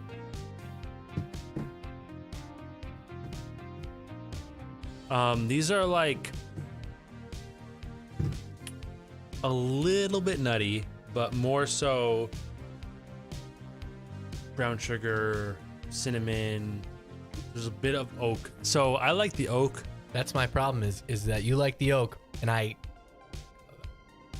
go to use the word I despise oak flavor, oak taste. These are much less oaky than like the Elijah Craig. They're not that oaky. Do you do any smoked meats? I love smoked meat. But what's your favorite chip to use? Like, what's your favorite smoked flavor? Is it oak? Is it cherry? I mean, it depends on what meat I'm using. Okay. I usually use like applewood for chicken. See, applewood is my favorite on everything, personally. For like a brisket, I go with like a mesquite or So that makes sense. That makes sense to the palate here that you're telling. And then mine makes sense because it's applewood. It's the sweetest. Yeah, applewood is very, very sweet. Right. Yeah. And that's just my palate. So that's why the oak is hard to get into. I can't wait to give you Octomore. You want me to throw up? Like, no, I'm very curious as to how you're gonna feel about Octomore. yeah? Yeah. Oh, I really love the way Brown-Forman smells. Oh. That's the oak again. The oak on that is enough for you. This is not that. That's enough. I'm like, so that like the earthy, the oak. It's funny that the two things, that the two palettes go hand in hand with the wine. I'm curious. Grab that spice tree right next to you. This one. Yeah. This is Scotch. This is Scotch. This is another Compass box. Yeah, that's rough. And I really am kind of give you a little rinse here. a little shocked about that. I'm surprised at how sensitive you are. That's a younger whiskey. That's only 4 years. It's not super oaky. I'm a younger guy, so it makes sense to me. You're not that young. I'm young. We're not that young anymore. Is that true? What's that line for you? Where does that go? You know what I mean? We're like what? We're like approximately mid 30s. No. Close. No. What are you? 33. That's Yeah. not mid. You're like 2 years off from mid. no. Mid is 35. No. Yes. Your mid 30s Yeah. is like 34 to 36. Okay, so I've got a long way to go. You've got less than a year. Listen. I'm just saying. So this is a Scotch. Is that old though? Like, I mean, it's not old, but No. it's not young. I don't know though. It's I don't think I practically agree. middle aged. No. Yes, because No. like that think- would mean we're gonna die at 65. no, Middle aged? if 34 Yes. is middle aged, So 68?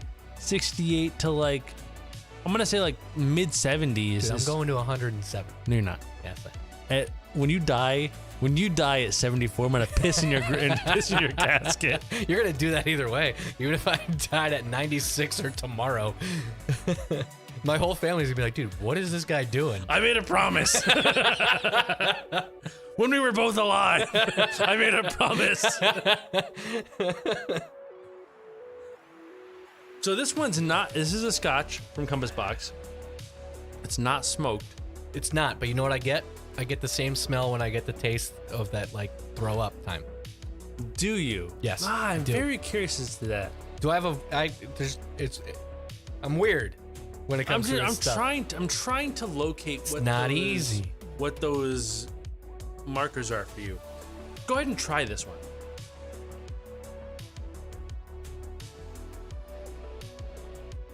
That's the throw up time. The throw up time is in there for you. Yep. 100%.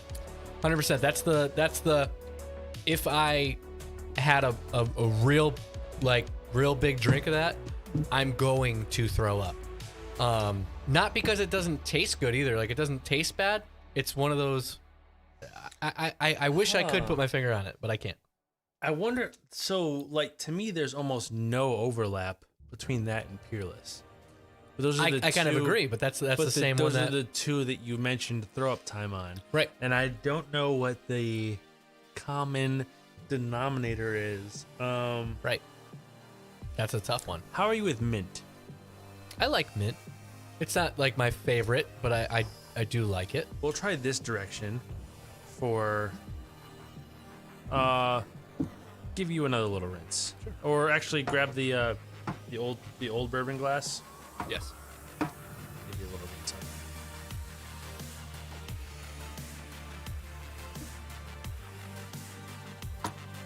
Try this Knob Creek 12. This is almost offensively minty.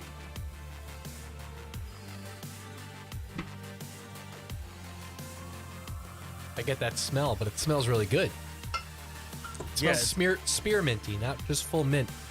Yeah, Like a spearmint. this is a good whiskey. It's just so minty. That smells really good.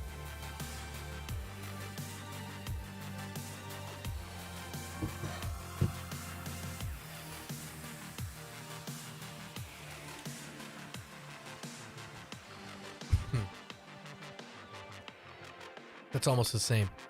It's almost like if I drink a lot of that, or not a lot, if I had a real big mouthful of that, it's not a good time.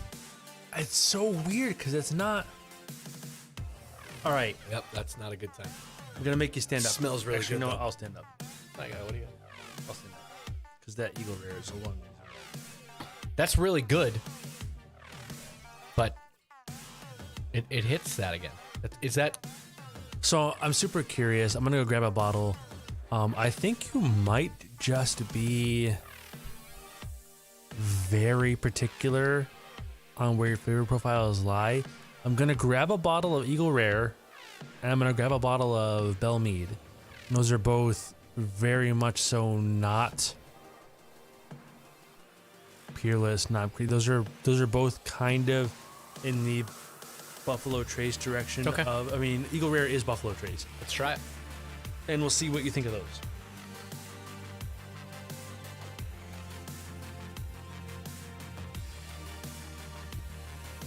I have no idea what I'm gonna think of these.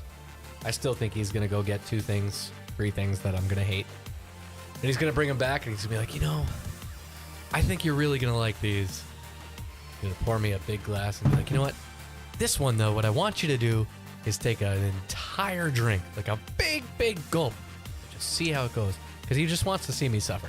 I'm just gonna dump a full load of regret in you. Now that is one way to put it. So we'll which start- also makes sense. Start with Eagle Rare. Eagle Is that even Rare- open? No, neither one of these is open. But do you like? I've had a number of bottles of Eagle Rare. Okay. I like that. And this is just regular old run of the mill Eagle Rare, nothing special. This is a store pick, Okay. but that does not make a big difference in Eagle Rare. Okay. Eagle Rare used to say single barrel on the bottle, but does not any longer. But it's still single barrel. The difference is legally to be called single barrel, they have to flush all the lines between barrels. They don't do that anymore. So they can't legally call it single barrel, though it is all bottled in single barrels. So what's the loophole? What do they call it? They just call it Eagle Rare. It's Huh. All right. and this is aged 10 years. Okay. And this is basically just 10-year-old Buffalo Trace, where Buffalo Trace is around 5. Okay. So this is in that direction. It's going to be a little more oaky. So I'm curious on that. But It's like he hasn't been paying attention to me the whole no. time. All I've said is Joe. Not a big fan of the oak. I don't like the oak. But Maybe if you have like a different wood flavor. Like, is there one flavored with like a birch? Maybe I'd like that. so all of bourbon has to be aged in brand new oak barrels. It all has to be legally aged in new oak barrels. So what's the difference here when one has a lot of oak and one has not a lot of oak?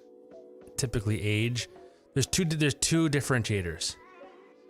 There's age and there's entry proof.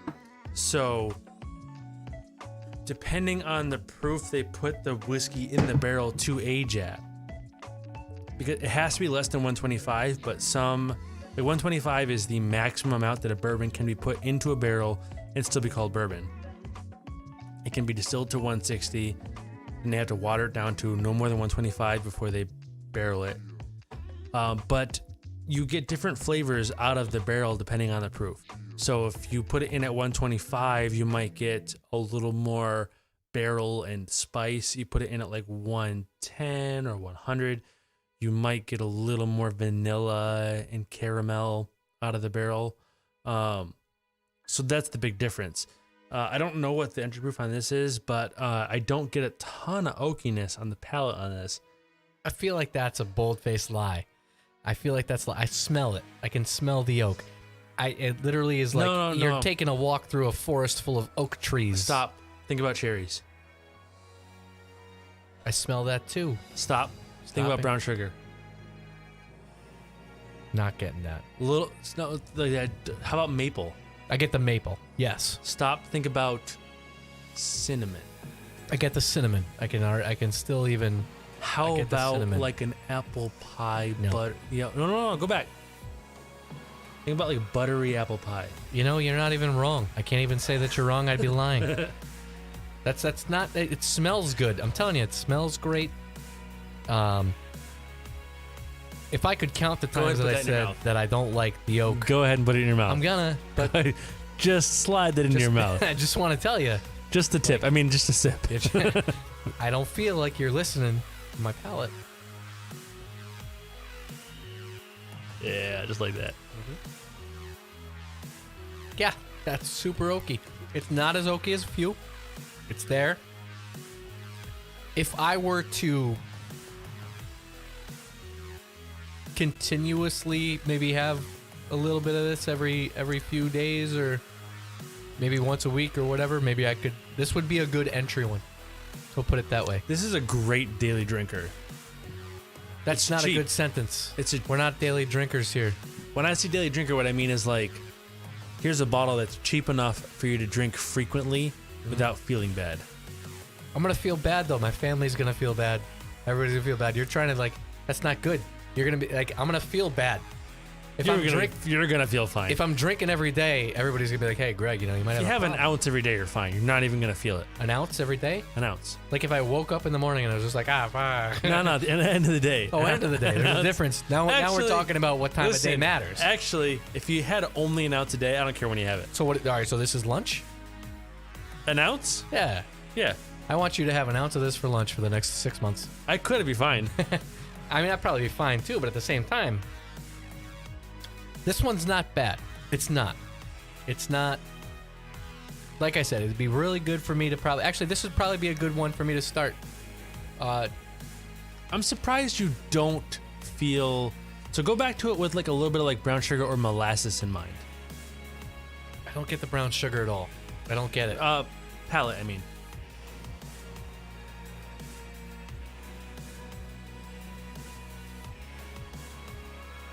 Molasses, sure.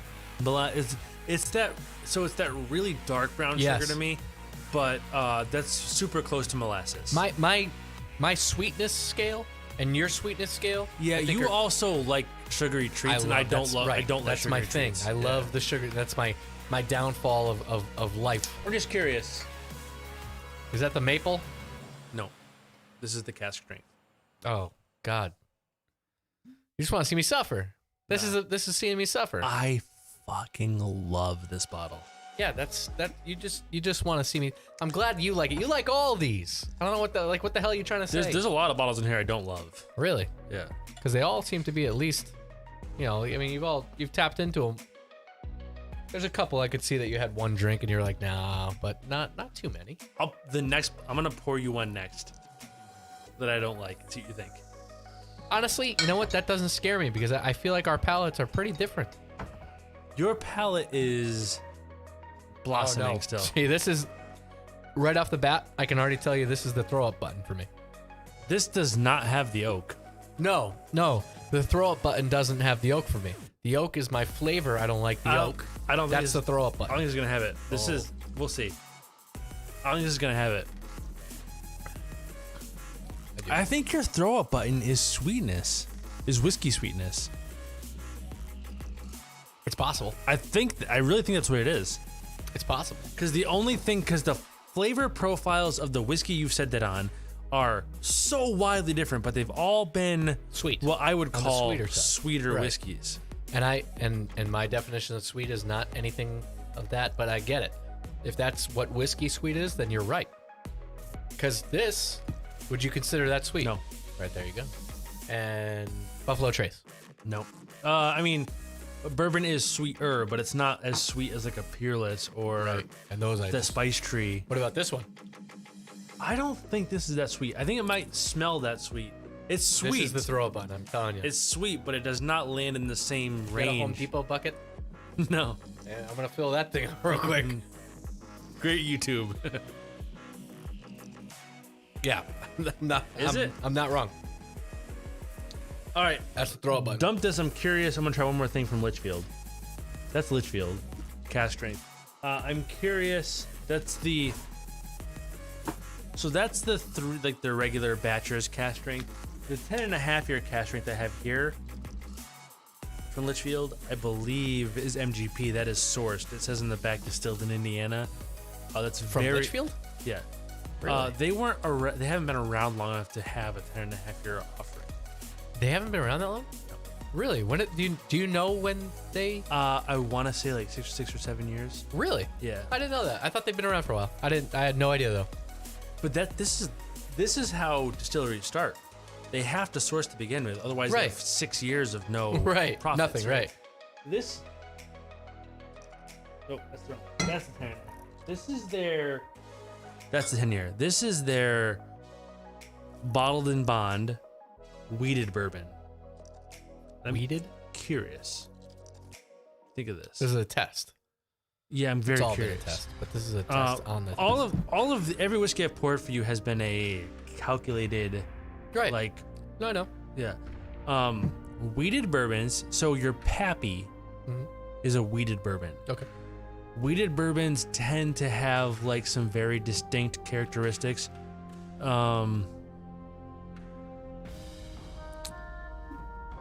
Yeah, I don't want to temper your expectation. This is bottled in bond, which means it's 4 years old and 50 proof. Also means that it had the same distillery, the same master distillery, the same master distiller its entire career. And it is a government bonded warehouse. Bottled and bond is a great way. Like, you can get Old Grandad for like $18, and Yeah. Old Grandad bottled and bond for like $22. And if you tasted them side by side, you'd be like, wow, bottled and bond is significantly better. So what I'm curious is if you like weeded bourbon. So Maker's is a weeded bourbon, which just means a lot of bourbons have wheat in them. But typically when you see a weeder or a weeded bourbon, you're talking about a high wheat profile, which means like 18 to 25%. So this has that smell It has the smell. of the I'm not gonna enjoy this. It's gonna be borderline not a good time. I'm so curious.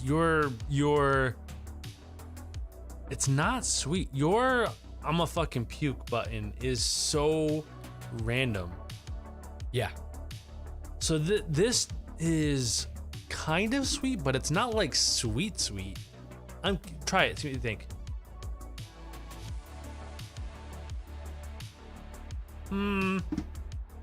It's a little sweeter than I remember.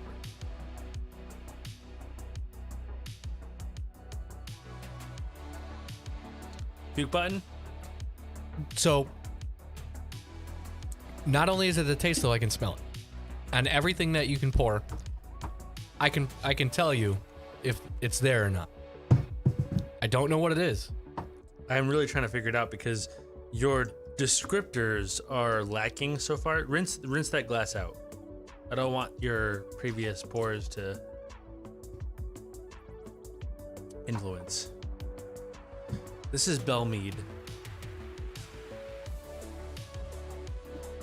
I think this is a very cherry forward. It's been a little bit for me since I had this. I think this is a very cherry forward.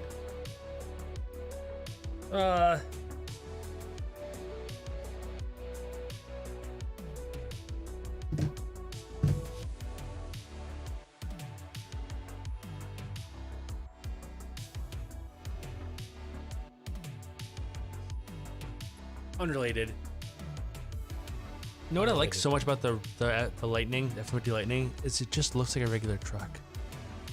It does. It just looks like a regular truck. I love the Cybertruck, but it's so fucking audacious. It is, but that's half the point. Yeah, but I don't necessarily want that. I don't, and a lot of people don't. I had that 69 Mustang, right? Yeah.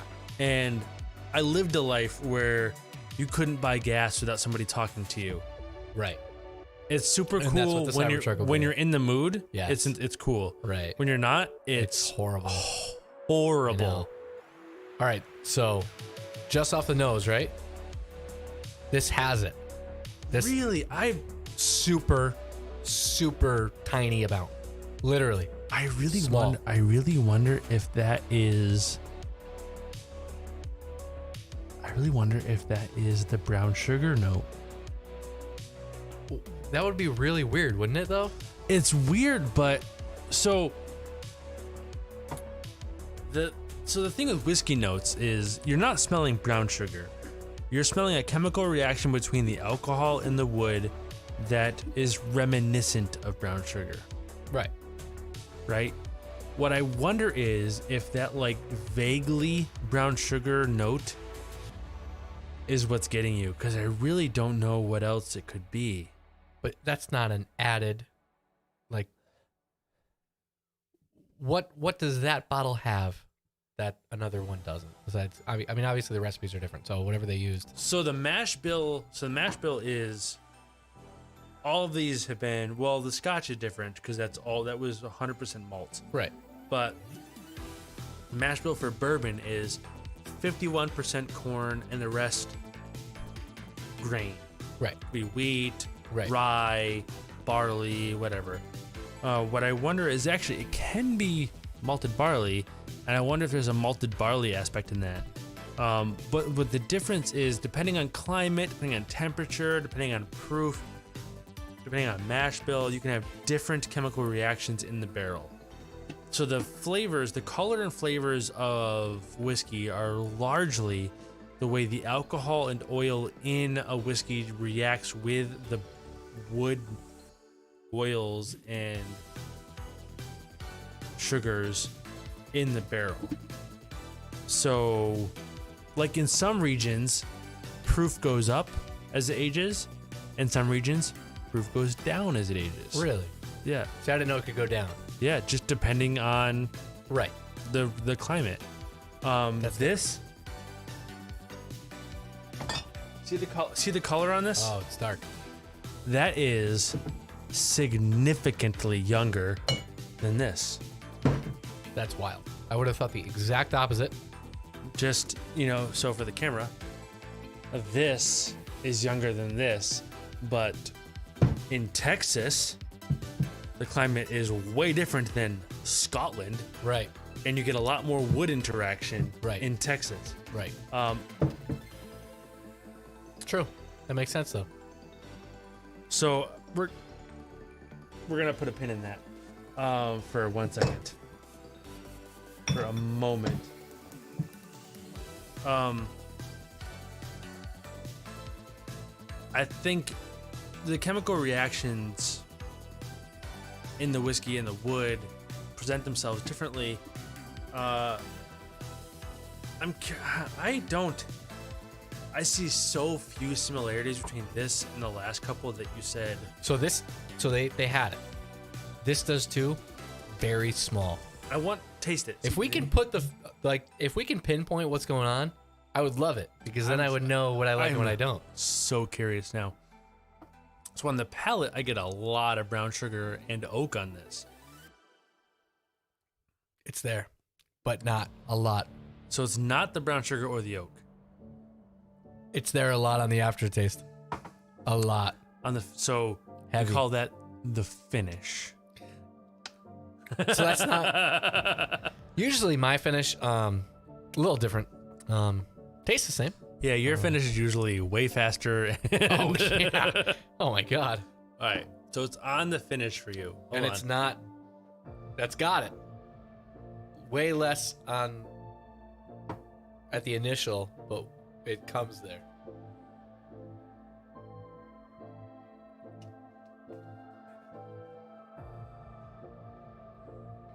That's rough, but it's not that bad. So far, your favorite bourbon has definitely been Buffalo Trace. This one as well. That one close. Yeah. But Buffalo Trace, like, I agree with you 100%. The Buffalo Trace was very, like, nothing to it. Cut and dry. But this right here, this has been probably my favorite with an interesting taste to it. That's the Eagle Rare, The Eagle Rare. which makes sense. Cool bottle, cool everything. However, this one definitely pushes the Greg's gonna throw up all over your bar. All right, And I have one more thought on the bourbon train.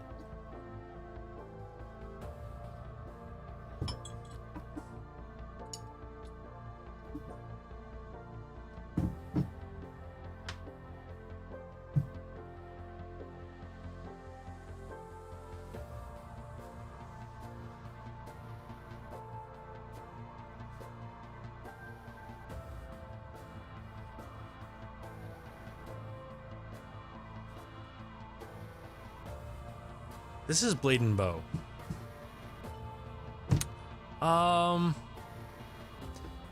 Do you have water still? gonna need another one. My God, I am still on my first one. Yeah, I'm going. That's good though. I'm That's here good. for it. I'm glad. Listen, this is Bowl and Basket. This is ShopRite brand. Ooh. This is $2 a 36 pack. Ooh. I'm glad because the way you're going through water, it's gonna bankrupt me.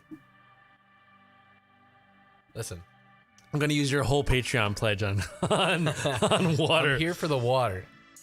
So this is Bowl and Basket. I really like the little key. This is Bowl and Basket. This is Blade and Bow. I love this. How did you get bowl and basket out of that? That's what. Are you okay? That's what the water is. Water Listen. is Bowl and Basket. Listen, there's a lot of bees going around here. Bowl, basket, blade, blow. Yeah. You're gonna dare judge me and then say Bowl, Basket, Blade, Bow. Listen, you try to say that one time fast, not four. Yeah, you can't even pour a fucking drink. So this is a Solera cask bourbon.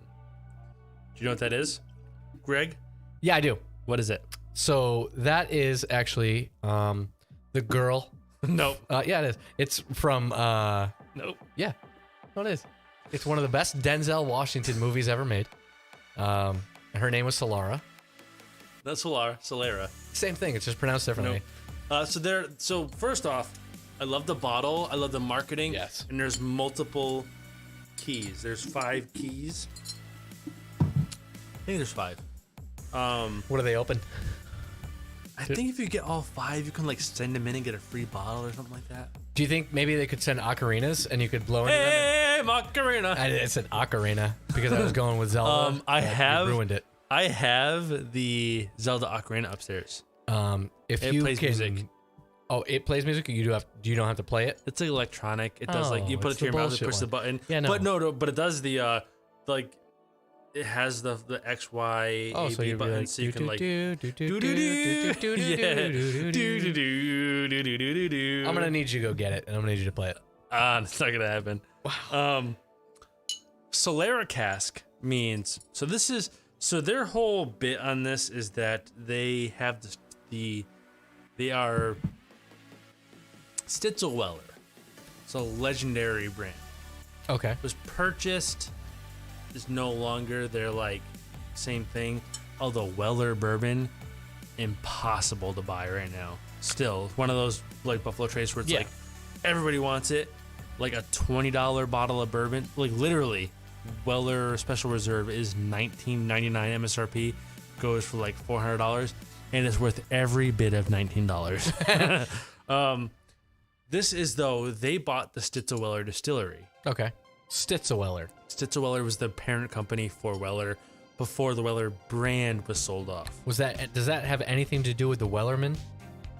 It is not has to do with the Wellerman, although I fucking love that song. It's the best song in the world. It's a great song. Also, though, it might actually have something to do with the Wellerman because, I mean, that would make a lot of sense. A Weller's a name. Person's Correct. name. But the Weller is also, the Wellerman is who would bring your wares. Bring your sugar and rum. Right. Maybe they brought the bourbon. It's possible. Right. Although I believe that song predates bourbon. No, it does, but at the same time, bourbon could also post-date the Wellerman. Solera cask. We're going to try this. What are we trying? Solera cask. Yep. Imagine a big barrel. Big barrel. And say it's full. Mm-hmm. You dump a bunch out and bottle it. Mm-hmm. Now it's half full. Mm-hmm. Then you refill that half full barrel with barrels of whiskey that have been aging already, and have that mix. And then when the next batch of bottles comes out, you barrel out of that batch, and you just constantly keep refilling that big vat. What's the point? So the point is, what you do is, so say you have a big vat, 1,000-gallon barrel or something, right? And you consistently empty a little bit out and refill it. There is whiskey in there that is, by nature of the way it mixes, there's whiskey in there that is, say you're always filling it with whiskey that is at least 10 years old. Mm-hmm. And you've been doing this for years. There's whiskey in there that is 10 years old, and there's whiskey in that barrel that is 35 years old. Right. Because it's mixing, Right. and so you end up with this constantly evolving, relatively old, but also kind of like it's a progression through time. This is so Stitzelweller Distillery, the legendary Stitzelweller Distillery is gone. Right? It's been gone for a long time. A moment of silence. All right, good moment. Theoretically, because this is Solera cask, there is like 3%, 2% Stitzelweller still in it, right. Still in here Right. because of that Right. process. Statistically, it's like a half-life. It's always going to be there. Little bit. Right. So that's the Solera. So there's a lot of Solera cask whiskeys. It's basically like a constantly evolving flavor, Okay. but in this case, their big sales push is that there's still some Stitzelweller in there, right? Right. All right. But I really like this bottle. Okay. I'm curious if you find the puke note, because it's not at all in line with the other stuff. So I'll tell you right now, on the nose, it's there the lightest that it can be, but it's there. It's just Yep. peeking its face out. But it's there. Okay. So I'm going to assume it'll be the same, but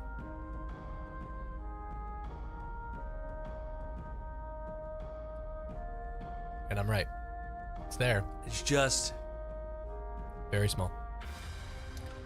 Like I could I drink it think- and be okay, but I would always just be like, "Well, wait a second."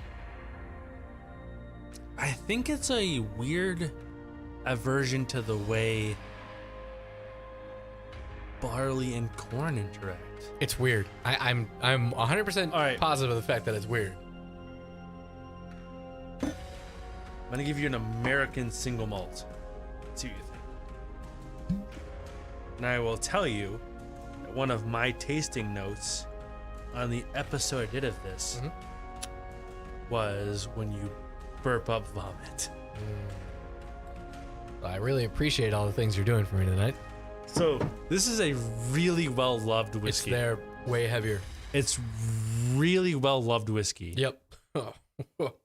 But it's got this like weird cheesy sausage note. Smell that and tell me if that cheesy sausage note is what lands for you as pukey. I'm not doing this to punish you. This is actually a scientific No, thing. I get it. Yeah. Because this one is the most pukey whiskey to me ever. And it's unfortunate because people who like this whiskey love this whiskey. And for whatever reason, I loved this whiskey until something clicked in my head and I was like, oh, that reminds me of when you burp up puke. And I struggle with it since. It's not. It's there. No, this is like, it's strongly there. Like if I take a sip of it, we're in danger zone. So the thing is that like I'm having trouble finding the words to describe the scent though, but it's I know this doesn't make sense from a scent standpoint, but it's sharp. No, it makes sense. It's a sharp scent. Try it and tell me what you think. Do you taste...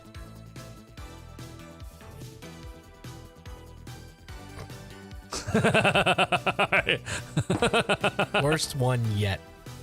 It's a really well executed whiskey. People like that. People love it, but there is a weird there's an unfortunate meatiness to this. Oh, that helps me though. That's got it. That's got the puke button more than any of them. That's okay. So I think your problem is with unpeated malt, because you didn't say that with one peated malt whiskey, but you've said it with almost every whiskey that had malt in it since, except for the Longmorn. That's rough. That's not good.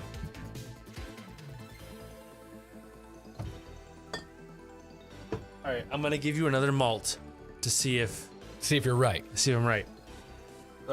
Let's poke Greg until he pukes. Cool. Yeah, no, it's your bar. No, it's fine. No, Dude, your keyboard is gonna look so good with pizza all over it. I just can't wait. Bro, I feel like we're gonna finish this stream and drink, and eat so much pizza and play PS5 until you're sober. Yeah, 100% true. Yeah. All right. Do you see? Here's the problem with having this all this whiskey. Do you see the Glenlivet? 'Cause I don't see it. It's around here somewhere. Oh, here it is. It's right there. All right, Not this- for nothing, too. Gotta give shout out to Mom.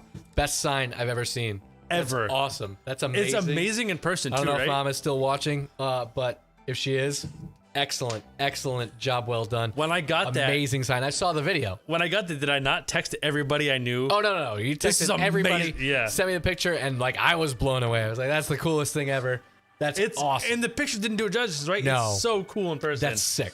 That's a very, very awesome sign. Very, very awesome. Very give yourself a great gift. rinse. Mom nailed it with that sign. I was so Facts. happy to see that sign. Seriously, It's so it's amazing. cool. Sometimes when I'm like down here doing show notes or like I do whiskey exercises, right? Where I'll take like two whiskeys that are fairly similar, pour them, Yep. shuffle them around, and then just A/B test them Yep. to try to figure out the differences and the nuances. You know, that's a big way to help. So I'm down here just by myself, doing that, taking notes, and I look over at the sign and just stare at it. Oh yeah. It's so good. No, it's perfect. It's so good. No, it's mint. Mint. Okay, this is Glenlivet first fill. What that means is this is not the first whiskey that's been in the barrel. That means this is most Scotch is aged in ex-bourbon casks. Mhm. First fill means this is the first time they've put Scotch in the ex-bourbon cask. Okay. So it had bourbon in it once, Yep. Scotch in it once. This Scotch in it once. Cool color. It's a lot of color for a 12-year-old Scotch. Typically, you see much less than that. For sure. But since it's first fill in a 12-year-old Scotch, it's still getting a lot more. Mom says thanks, Greg. Yes, Mom. Amazing job. Since it is All right. Why did you choose that one? because it's malt, It's not there. it's not there. And if it is, This is barely. Oh, But God. I mean, that's the smell. Your puke button. I cannot fucking figure that puke button out. No, that's it. Is it malt? That's that. It's there. So it's unpeated. This one's you don't get it on the scent, but you get it on the taste. So it's unpeated malt. So malt tends to present itself as like a concentrated cereal grain. Like you mentioned cornflakes. Cornflakes, but super concentrated. Okay.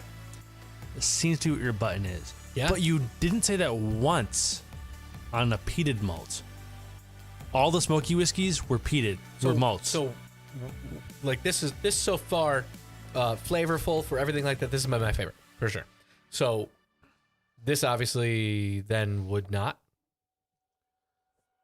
So this has some malted barley in it, This must be less. but it's 51% grain. So like Scotch, 100% malted barley, 100%.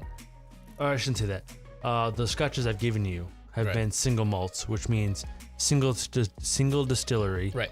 all malt. So I need to stay away from Scotch. So you need to not touch unpeated because the smoky malts you have not said puke button on. Not one of them. No. It's the unpeated malts that seem to be a problem for you. I'm gonna try one more different direction of Yeah, malt. do it. And see. This is a really You're throwing everything at me, by the way. You got everything going on. We're pulling bottles off this wall, that wall over there. listen. I told you I Kira's was. bringing down bottles, going, Greg, try this. I'm like, I don't Did know I how you're not talking tell? to me. You're a Did I pitbull. not tell you I was determined to make you like whiskey? No, I believe it. I didn't say no. You're not. I'm here for it. So I don't like this one. Okay. But it is a very different. It's a very Speyside, very different presentation of malt. So if you don't like this, we're gonna go straight to peat for you for Scotch. I can tell you right off the nose, this has it pretty strong. If I was to give it like a percentage, this has whatever I don't like is 50% of that smell. All right, give it a little taste. We got the dump bucket. We're fine if you don't like it. Big time. Okay, it's unpeated malt. We found it. We found the thing. That's good. I told That's you we'd find good. the thing. That means I don't need to. That would mean I would. So all right, but that means little to me. Unpeated malt, because I'm not going to be able to be like, you know, I'm going to go to a store and be like, oh, this is cool, but it says Okay, it's got unpeated malt. I can tell you. I can fix that for you. Yes. Unpeated malt. Yes. Anything that says single malt that's not from Isla. Actually, Do you have a single malt from Isla? Because what's the difference? Ardbeg, single malt from Isla. What's the difference? Lafroig, single. Those are peated. Peated. Yeah. What I'm gonna try. Here's a real. You mentioned this bottle earlier. Yeah, it's a cool bottle. It's just very standoutish. This is an unpeated single malt from Isla. So this is something that I should actually be okay with. I should. So this is a weird gray spot because all of the ones you didn't like so far were single malts. I shouldn't say that. All the ones you didn't like so far had a measurable quantity of malted barley that was not peated. Okay. Peat typically is just the smoke flavor. This is an unpeated single malt. So on paper, you should hate it. Right. But this Something is about Isla. This is an Isla unpeated single malt. What does that mean? Isla is a region Region. where all the smoky whiskeys come from. Okay. This is not smoky though. This is totally unsmoked. It's no peat, totally unsmoked. So why would I like this one? Because this tastes drastically different than your typical unpeated malt. A lot of people say that they think this tastes peated, even though it's not. Right off the bat, I can tell you it's not there. Or if it is, it's very, very small. This one hits in a very strange way. I don't get a lot of scent at all. This is a crazy one. This one is so full of flavor, but none of the flavors you think of Isla.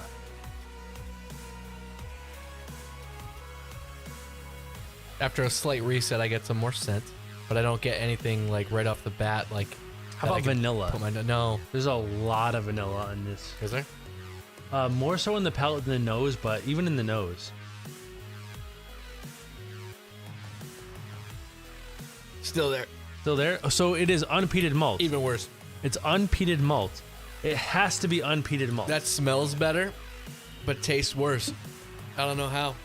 okay. Wow. That did not match its nose at all. So to me, it's very close to the nose, but I don't have an adverse reaction to that malty bit. But I'm confident it's malt now. It's unpeated malt. Oh, that's a rough one. I mean, I would tend to agree. I can't be 100%. I am pretty confident. I'm finally on my second bottle. All right, I have a couple more ideas. Then we'll Octomore. Oh God. Then we'll go slam some pizza and play PS5. Listen, you had me at Octomom. Octomom? Yeah. Okay. I like these ideas. We're getting somewhere. We're figuring stuff out. No, we're figuring this out, which is good. I'm in the right place. I still struggle to sometimes to understand how I got where I am with That's what I mean. It's wild. It's wild to me. That's what I mean. That's why I asked. Okay. I'm curious to try some Wyoming whiskey on you. Wyoming? Wyoming. Like the state. The state. It's also the brand. Okay. Before you do, I'm going to run and use the bathroom. Go ahead. Because unlike you, I've drinking like 19 bottles of water. You have gone through a lot of water.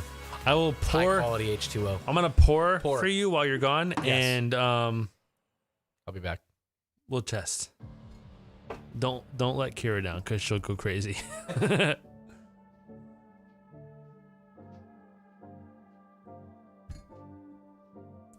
This is fun. I'm really enjoying this whole process. This is one of my favorite things. I have people over more before the vid than now, but I still have people over when I can.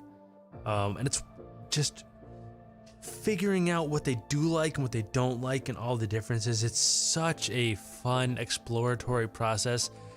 It's crazy because whiskey has such a wide variety of flavors and profiles and stuff that like all of this, right? Like we've gone through so many different tastes and so many different bottles. Very small pours, but locating what he doesn't like and what he does like and what directions might work for him. It's difficult, right? But it's really fun to find those lanes and then say, you can be a whiskey guy, just this is your lane. This is the lane for you until your palate develops in a meaningful manner. And then in that time, you can start exploring other lanes. It's really a cool thing. I don't know what I want to pour him. Should I pour him the private stock Wyoming or the double cask? Or should I just skip Wyoming altogether and go with like Michter's American maybe? Or Russell's Reserve? Oh, my mind's going a million miles an hour here trying to figure out. I'm really trying to figure out what he likes.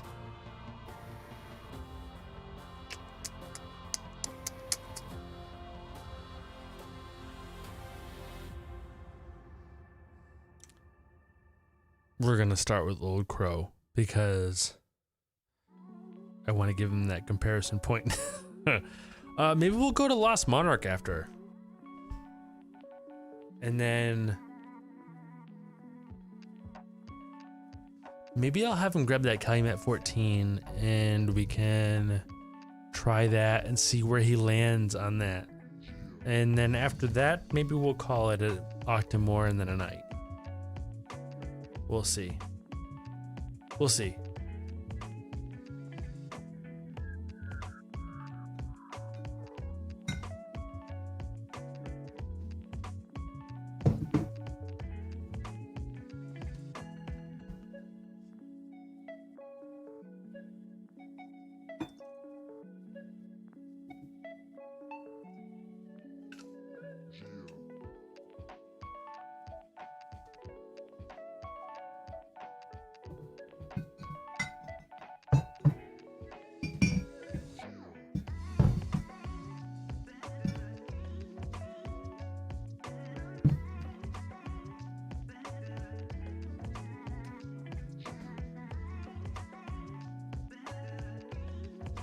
I'm not sure what you've done.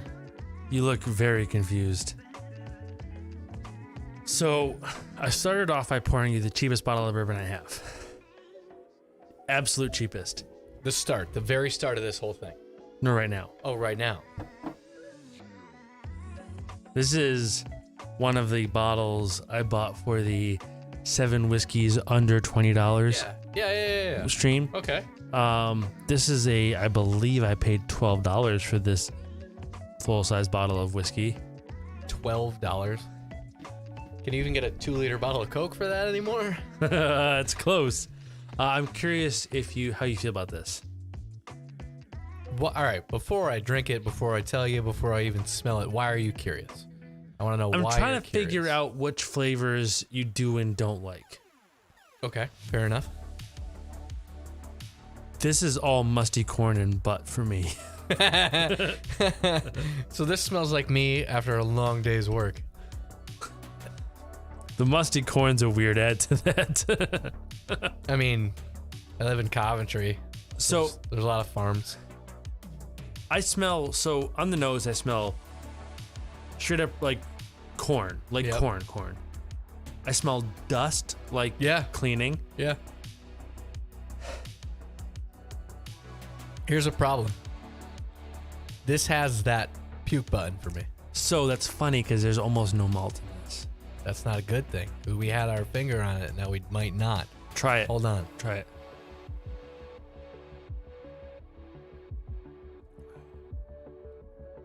That's it. Still got it. So what I will say is, It's not as strong. what I'll say is, so there's by percent the malt low on this, But it's there. but I can taste it. So I wonder. I still think we're probably safe on that. Okay. Because I'll let you know. Like on the other ones, some of the other ones were like, if I had, a slight bit more, I might actually throw up. That was Old Crow, which you've probably heard of. Old Crow. I have heard of, and I've actually heard of on that episode of the podcast too, but I had heard of it prior to, but not. I can't remember. It was like,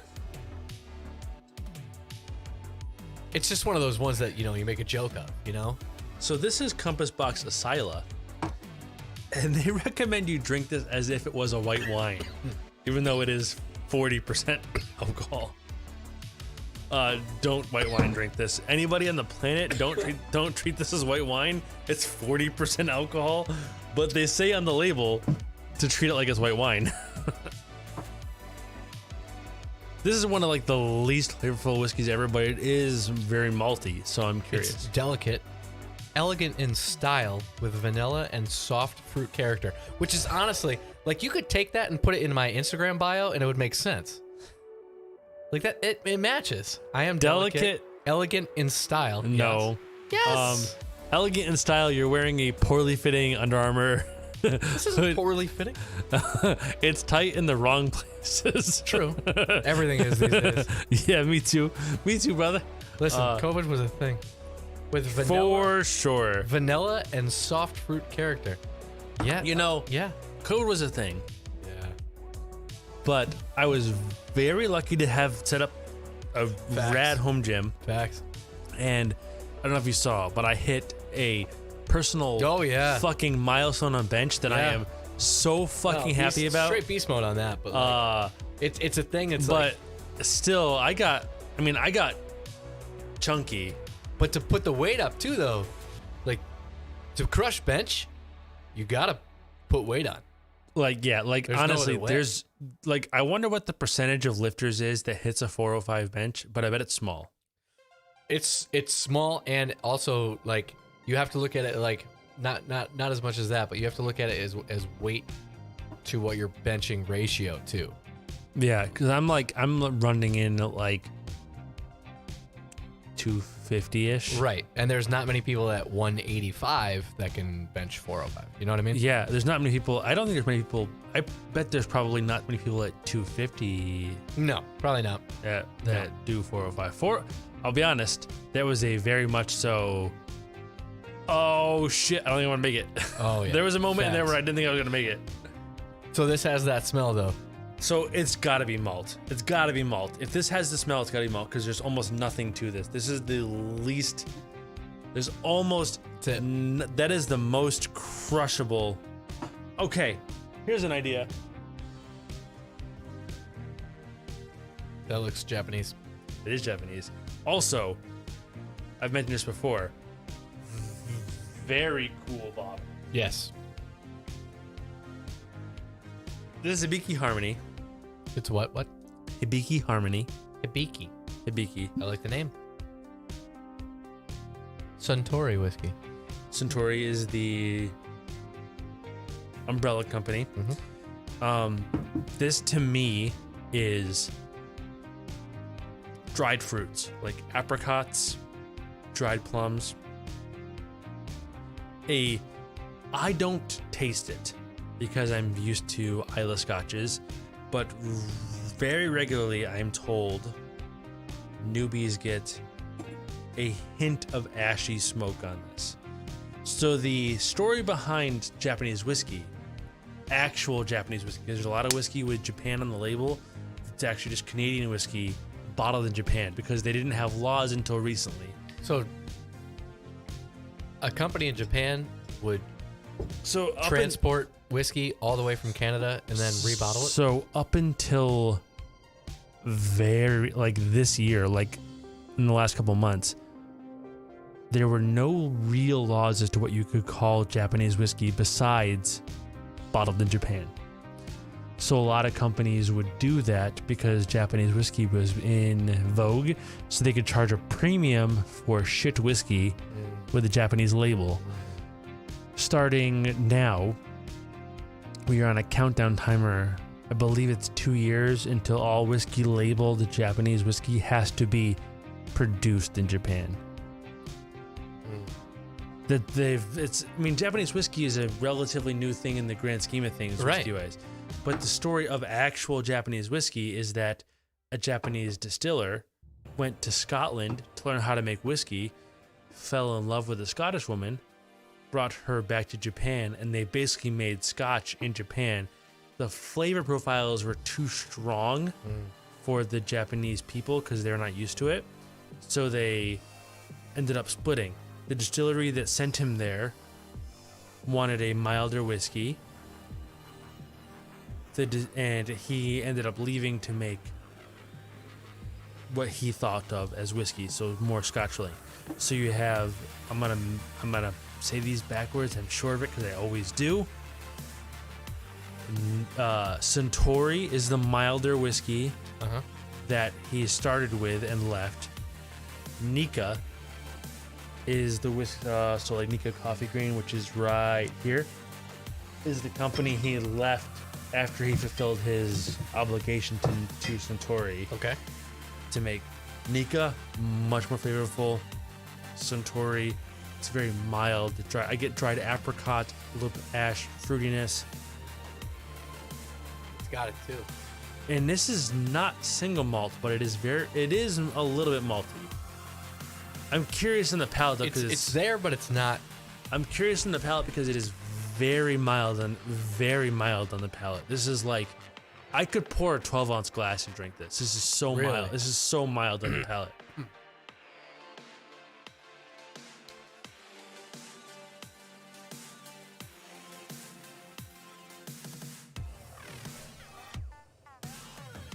I couldn't pour a 12-ounce glass. It's super mild though, right? You're Yes. feeling mild, right? Yes. Way less than the past 6. But it's there. So small. Okay. I am sufficiently satisfied that you just cannot handle malty things. Is that it? I feel like that might not be that's not that rare. I feel like I've never met anybody that said this hits the puke button like that before. with But malt. with really anything. Grab that Calumet 14. Here's a nice $150 bottle to try. I'm not comfortable with that. We're gonna bottles like this deserve brand new glasses. I'm gonna have to run the dishwasher with all these glasses in it tomorrow. Yeah. But it's fine.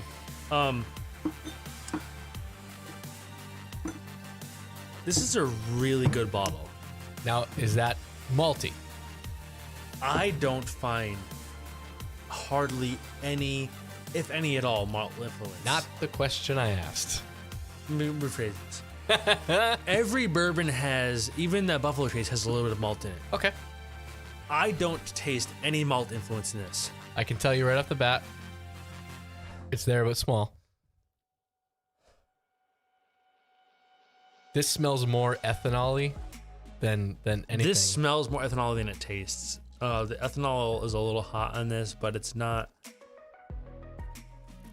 That's a rough one for me. I can already tell. This is not high proof, by the way. Really? This is 48%. Really? Yeah.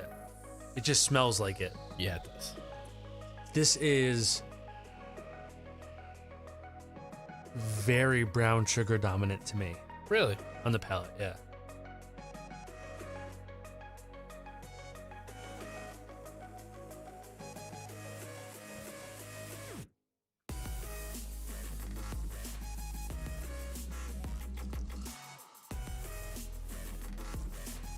Oh my god.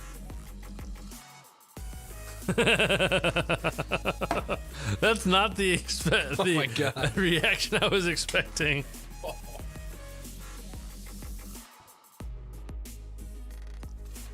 That's really not good. You don't like that? What don't you like? Puke button or different? Yeah, but for different reasons. I feel like I just drank some kerosene. Huh. Try that Lost Monarch. That right here, the blue bottle. This is a cheap bottle. It's a great daily bottle. Oh, I just poured some on the mic. That's fine. Grab a glass and rinse it out. I don't care.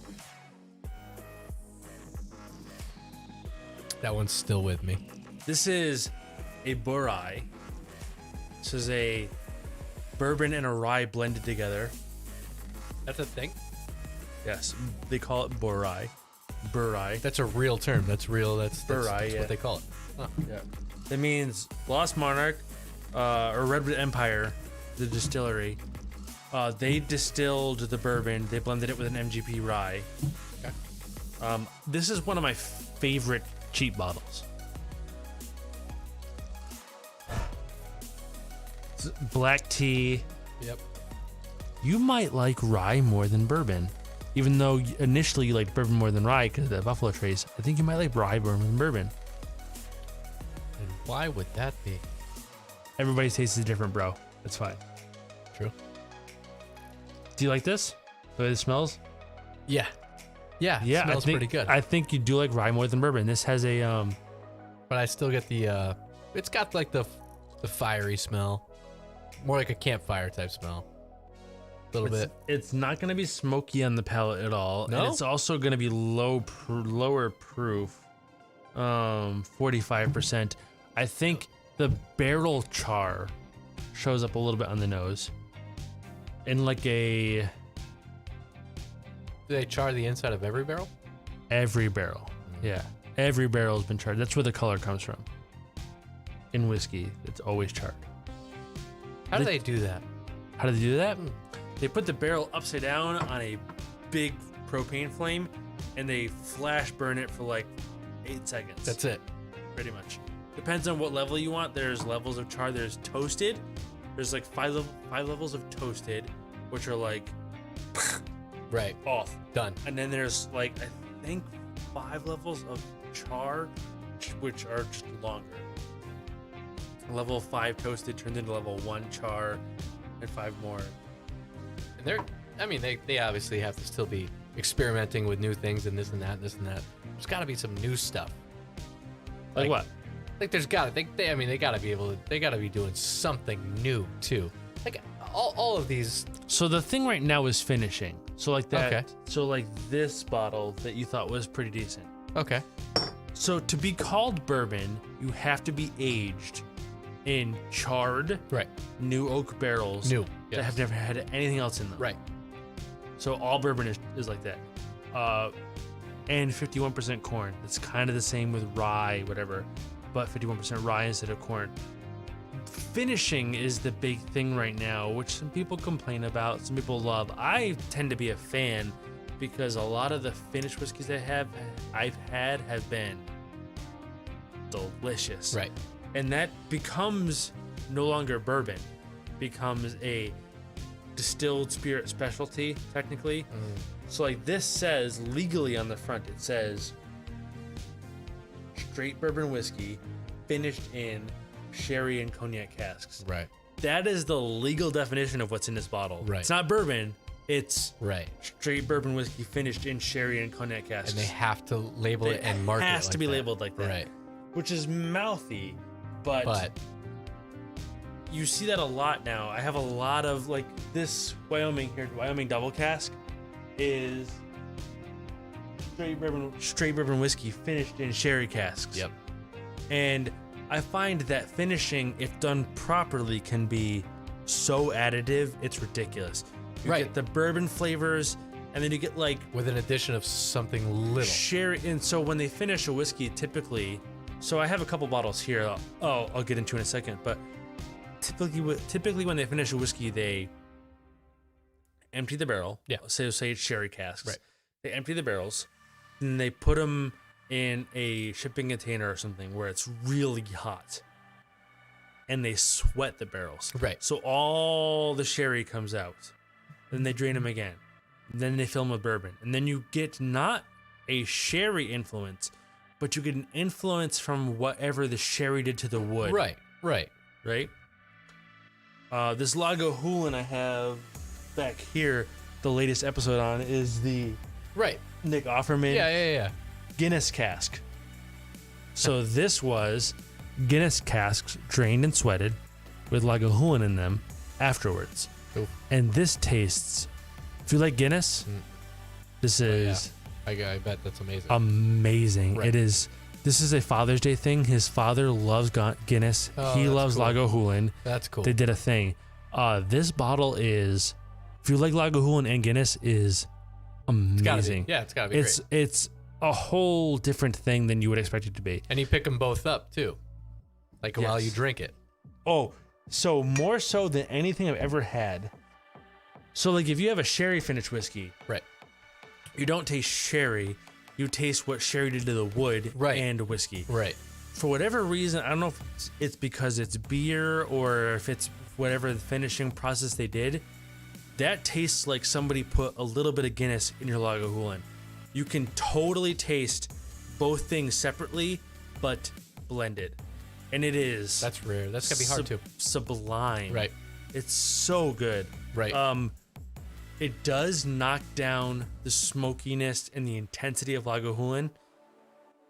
So if you're going into it expecting like that Lagavulin Right. You're not gonna get heft, that. No. you're not gonna get it. And it could be a little disappointing if that's what you wanted. Understandable.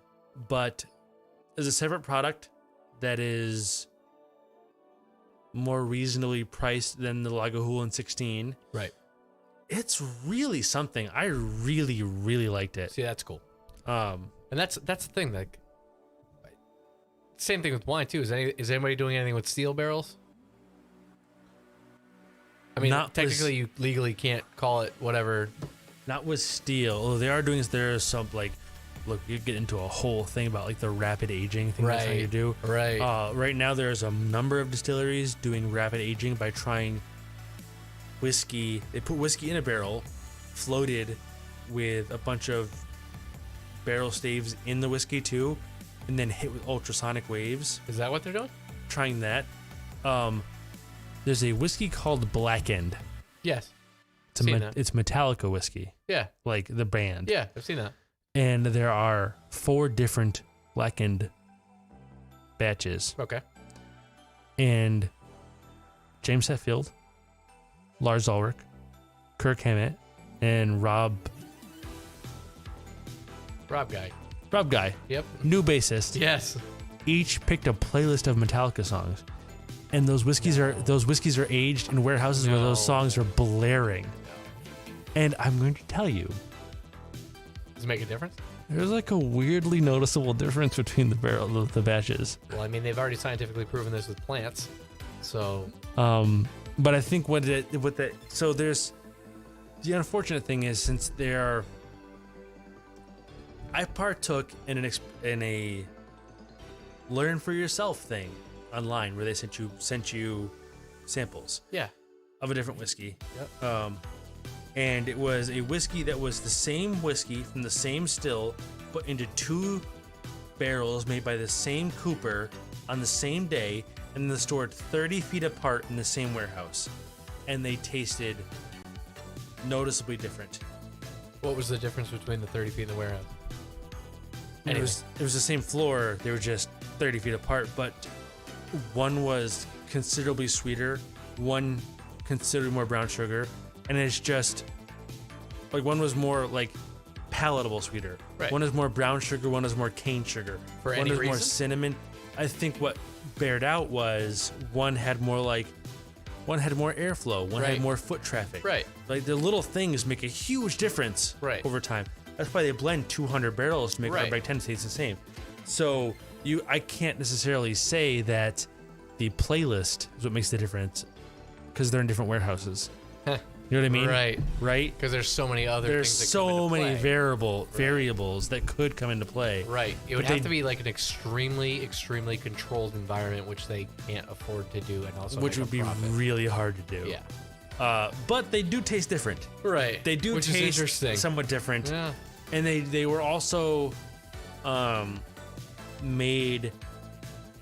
they hired in master blender distiller Dave Pickerel, Yep. who's legendary in the industry, to help them, which is not something that most celebrity whiskeys do, which is why the Metallica whiskey is surprisingly good compared to the rest of celebrity whiskey, which is Right. trash. That makes sense. Like the Manning Brothers have a whiskey. Oh, It's they like do? sweet something, sweet home, sweet green, sweet something. Yeah. And I have seen multiple. I haven't had it. It's $200, and I'm not willing to try it. Right. And I have seen multiple YouTube whiskey people gag drinking it. Really? Yeah, I don't know what it tastes like. I couldn't say for sure, but sounds like not good. No, that doesn't sound like a good Um, time. What do you think of this? This is the blend. You liked the smell. It does.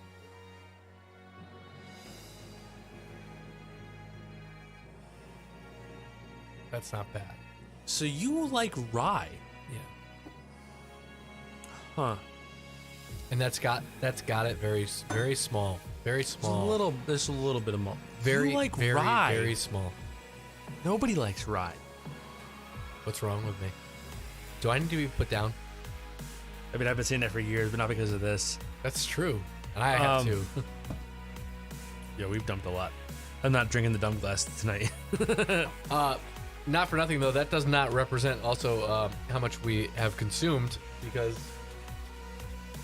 walls are empty now, and a lot behind you. There's a lot here. All right, I'm gonna try one more whiskey, then we're gonna have Octomore, then we're gonna call it. This is James E. Pepper, 1776 barrel strength. See, I don't like that.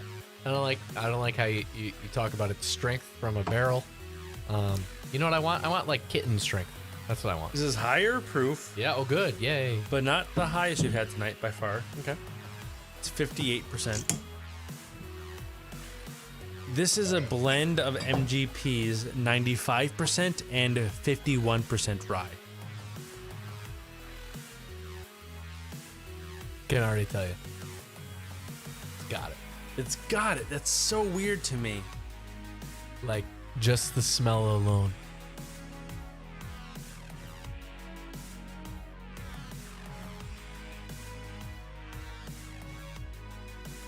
Bad. Bad twice. Bad 3 times. Huh. That's rough. That one might be one of the roughest. Well, that's top 3 roughest by far. Huh. Why is that making you that still aligns with everything we've been saying, no? No, That is not rough. as much. Okay. One more before we go to Octomore. Jesus. This is Michter's American. This is not technically bourbon because they aged it in used oak barrels instead of new oak barrels. And this is like 99% vanilla and brown sugar. Which everyone loves vanilla. Good smell. It's got it. I can tell you right now with the smell.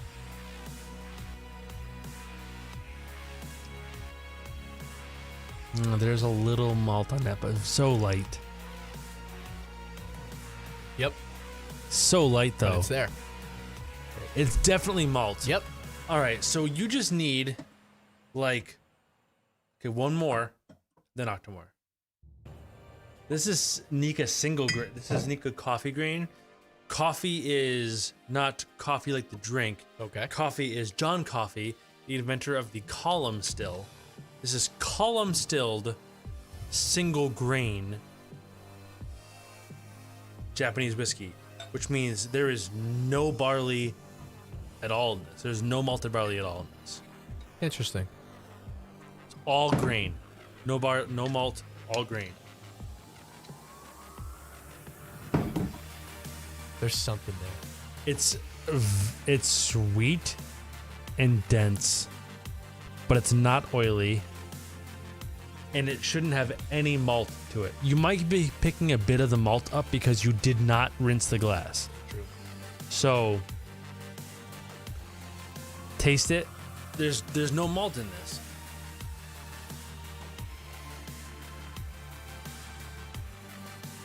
We're good. It's malt. It's 100%. It's the malt. All right. So when you're out of town, you need to stick to grain whiskeys or. That's great. So these. So I'm gonna grab the Cabernet Sauvignon, and this is. You like white wine? I do. You like Cab or I like pretty much every white wine. Chardonnay better? Whatever's sweeter, so probably a Chardonnay. Chardonnay. Okay, we'll go with Chardonnay. So I'm just curious what you think of this, and then we'll go on to the Octomore, and then we'll call it. So remember how I said that finished whiskey aged in new oak barrels, and then finished in whatever port or sherry, right? Typically, when they age whiskey, they age it for 2 months, 3 months, 4 months, or I shouldn't say that. When they finish whiskey, they finish it in the wine cask for Right. 2, 3, Right. 4, maybe 6 months. What just happened there?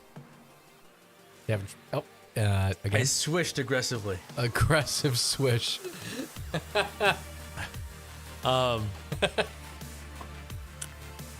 This is Thomas S. More. This is 1792 Barton Distillery, and it is the extended cask extended finish, Cabernet cask, experimental. Interesting. So they didn't age this for 4 months. They aged this for, well, I should say, they didn't finish this for 4 Right. months. This is 10-year-old juice, Yep. finished for 4 to 6 years Really? in cab barrels Interesting. instead of 4 to 6 months. Okay. It's very interesting.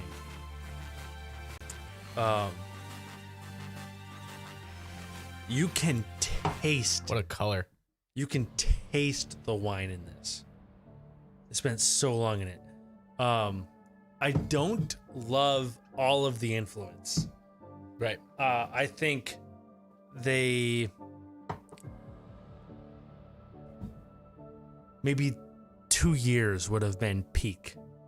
I think it went a little too long. Right. Maybe not years and years and years too long. Right. But Too long, a little period. too long. But you can definitely.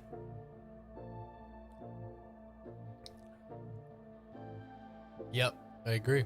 It dries in a weird way. Real aggressive. It dries in a weird aggressive way. Aggressive. And there's a weird bit where you can taste the wine.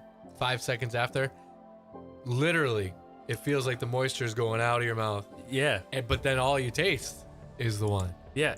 The whiskey vanishes. That's too much. It's a very so. I That's think so different. I think I like the Cabernet better than the Sauvignon. What is this? Cabernet Sauvignon versus the Chardonnay. I think I like the Chardonnay more, as you can tell, because I've drinking slightly more of it. Right. But I find them both infinitely interesting. Like That's very if different. you wanted to see the difference, if you wanted to experience what finishing did, Yeah. these are great bottles yeah. to taste what finishing can do. Right. But Now, any chance that same company has their bourbon out unfinished? yep, Okay. I don't want to try. yep. Nope. Give me your glass. This is not the exact same whiskey. It's a little bit like age-wise different, for sure. Also much higher proof, so enjoy that. This is full proof. Full proof and cask strength are different. Yeah. Yep. So full proof is 125 proof, or whatever That's got it. whatever went into the barrel. Cask strength is whatever came out of the barrel. That is so much more rough than that. That is rough. It's higher proof. Yeah. So Oh my God. That's rough. we didn't find an exact lane for you, but we found We found what I don't. we found what bothers you. Right. That's a success in my eyes. That's a big step. So that gives us a bunch of that gives us a very solid direction. 100%. Now, before we go, grab that fancy black bottle. Before we do this, I'm going to the bathroom for the last time. I have to pee so bad and I'm holding it. But I'm not holding it. I'm gonna hold it. I'm not gonna. I also have to kind of mentally prepare myself for what you're about to do. Oh, to me. prepare. I'm gonna give you a new glass too. Excellent.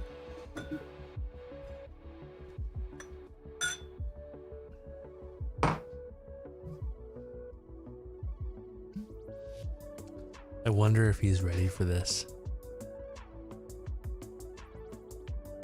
This is a big thing, right?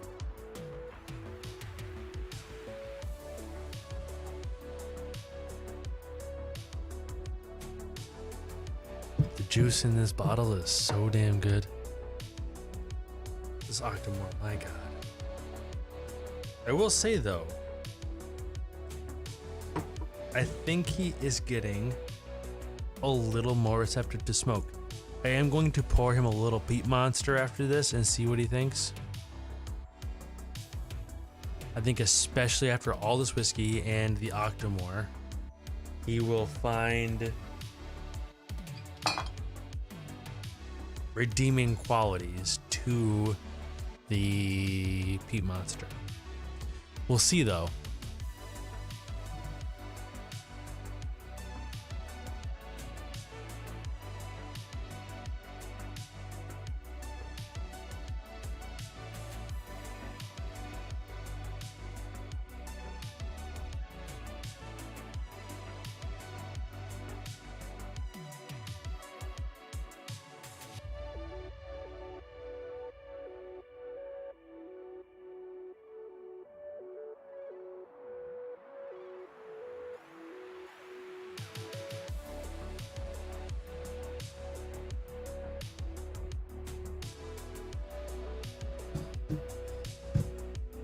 Man, Octomore is so good.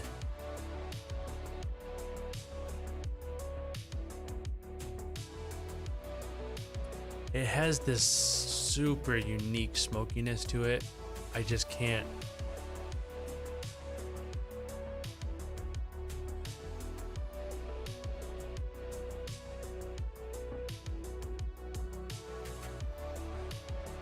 It's cheesy, blue cheese, smoky, it's phenolic, it's briny.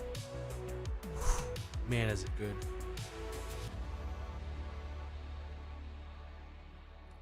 Not even gonna wait. Man, that's good.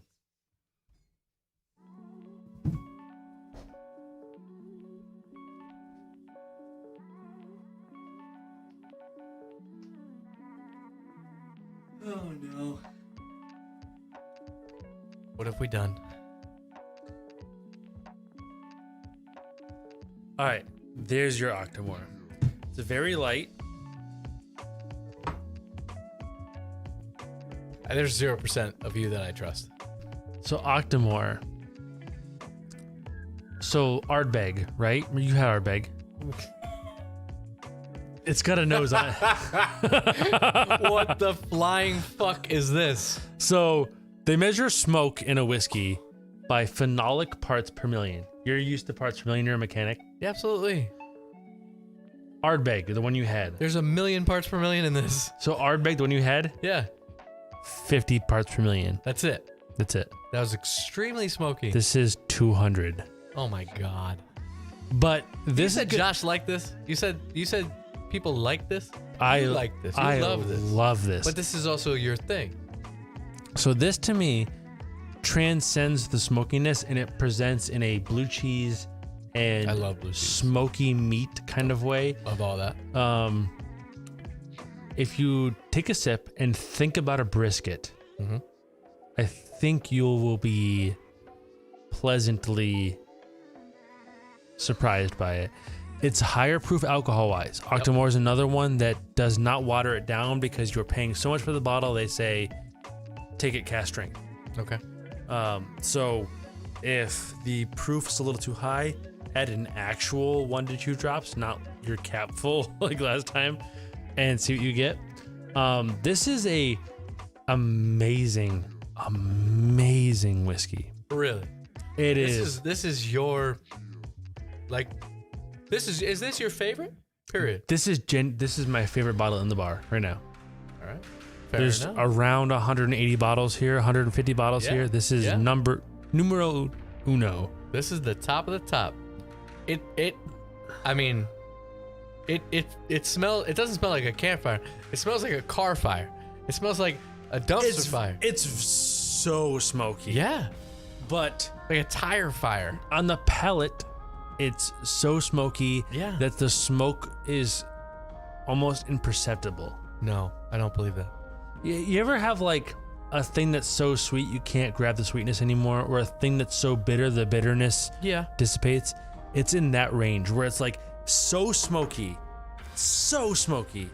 that you can't perceive the smoke so much anymore, and the things in the smoke land, like the blue cheese, Right. like the meat, like the savory, salty, briny bits, Right. like. So this does not have as nearly as much fruit to it because it's just ex-bourbon. It's not. So this is the 11.3. The 11. Yes. 11.1. 11.2 is so the point 1.2, 0.3.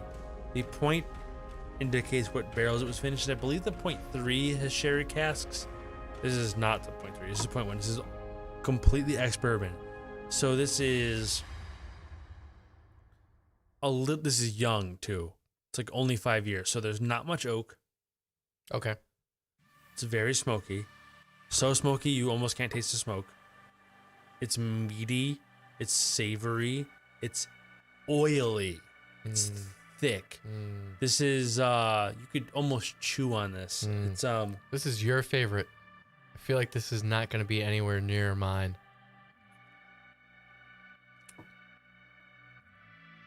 The way that you just drink that with no issues, it worries me. So good. What I'm curious about is, because I said I was going to do it, try this. Give it a fair chance. Give it a fair chance. Oh, absolutely. Absolutely. I'm going to give you Peat Monster one more time after this. Peat Monster should taste delicate and nuanced compared to this. Peat Monster's like 30 ppm smoke wise. You're not, don't let the ppm stats. I'm not fuck with overthinking you. it. I'm actually trying to think of some meat. And You're some blue not gonna, cheese here. you're not gonna perceive that much smoke.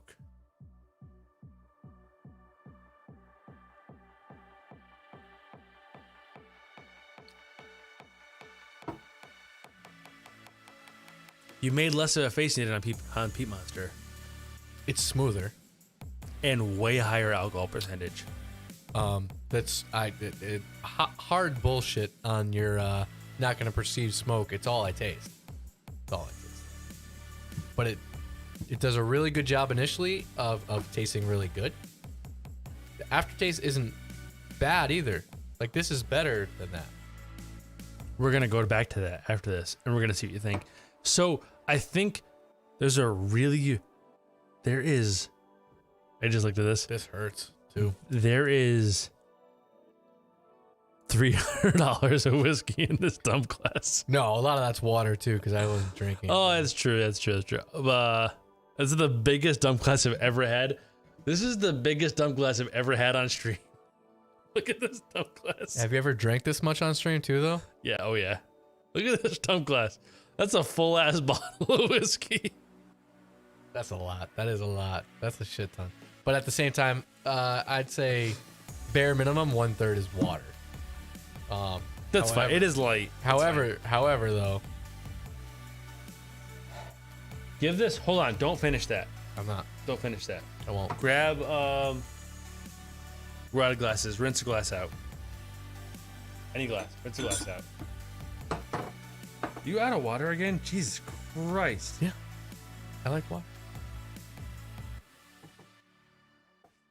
Swirl it around. Drink it.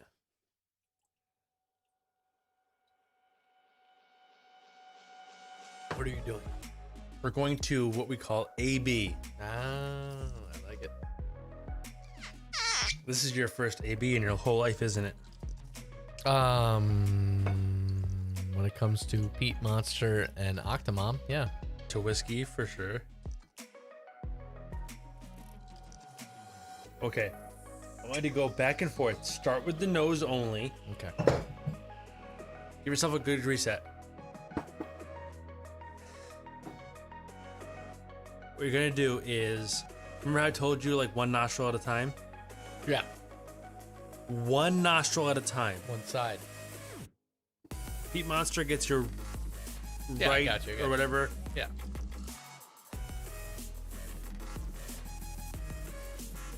Mouth open. Do you detect a difference? Yeah, oh yeah. But to me, the Peat Monster,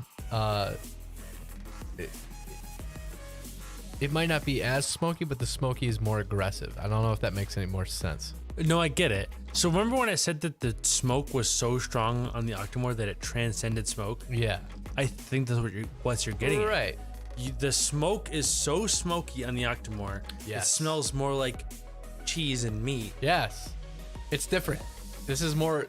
This It's smells more of an aggressive This smells smoke. more like you're sniffing a campfire. Yeah. This smells yeah. more like you are sniffing a concentrated smoke in a meat or something. It's. I mean, they're both definitely there, but this one, the Peat Monster smells more aggressive to me. Now taste them.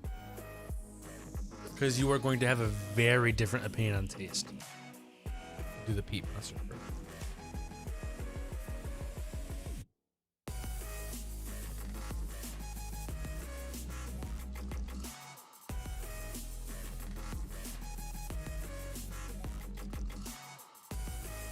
I'm watching with bated breath. Go back to the Peat Monster now.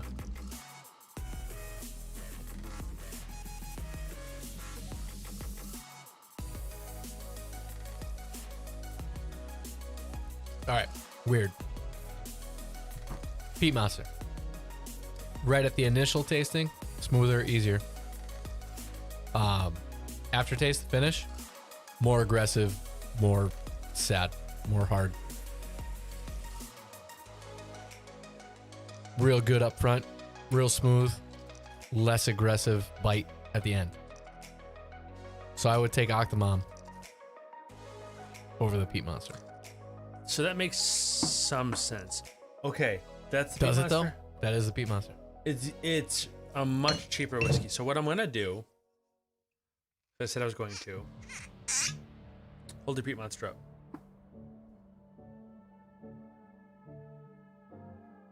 You don't have to drink all of this. I'm not gonna. No, I want just hold that. I can't. What are you doing with this? Don't sip that. Don't sip that yet. What the hell are you doing here?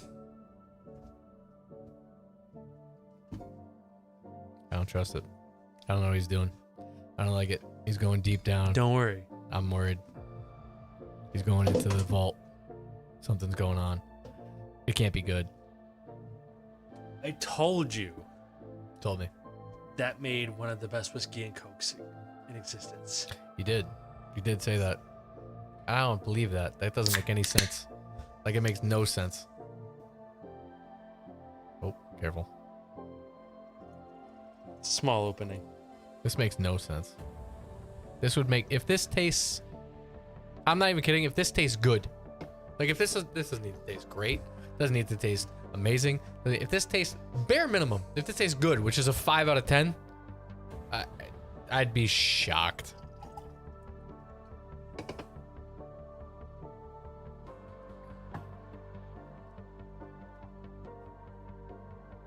That's my shocked face, everybody. That's damn good, isn't it? That is damn good. That's the best whiskey coke you ever had, isn't it?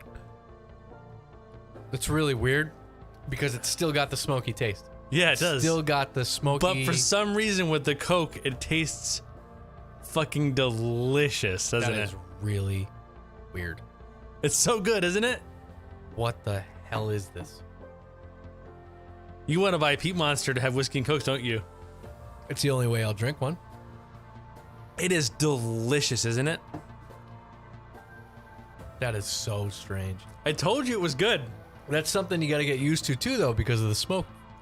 But I think maybe for someone like you who has struggled with the smoke, that might be a 100%. good transition. Oh, 100%. Because I could drink this with no issues, like none. It's a that. it's like I mean I mixed mine obviously way stronger. But not for nothing though. I could like, it sounds ridiculous, but I could drink that around a campfire.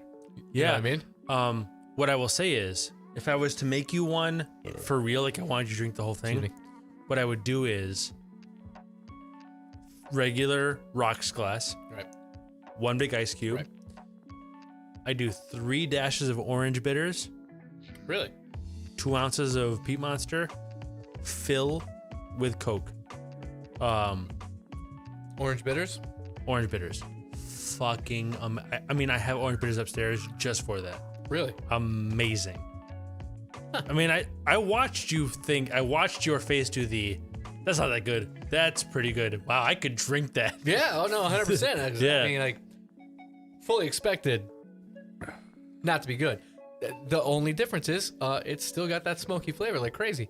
For somebody that's not used to it, and for somebody that's not like super into it, it's different. But you made a good point. This is a good way to get into it real quick. So what I'm curious about is say you were willing to agree to buy a bottle of Peat Monster or a bottle of where is it? Great King Street Glasgow blend. Mm-hmm. Both fairly smoky, not ridiculous. Mm-hmm. What I'm curious about is if you were to power your way through a whole bottle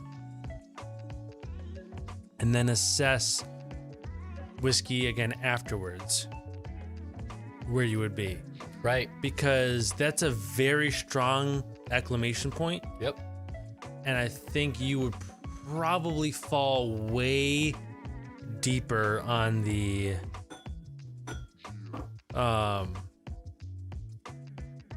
smoky whiskey is good scale. So, but if I got a bottle of Piedmont, and I started with this,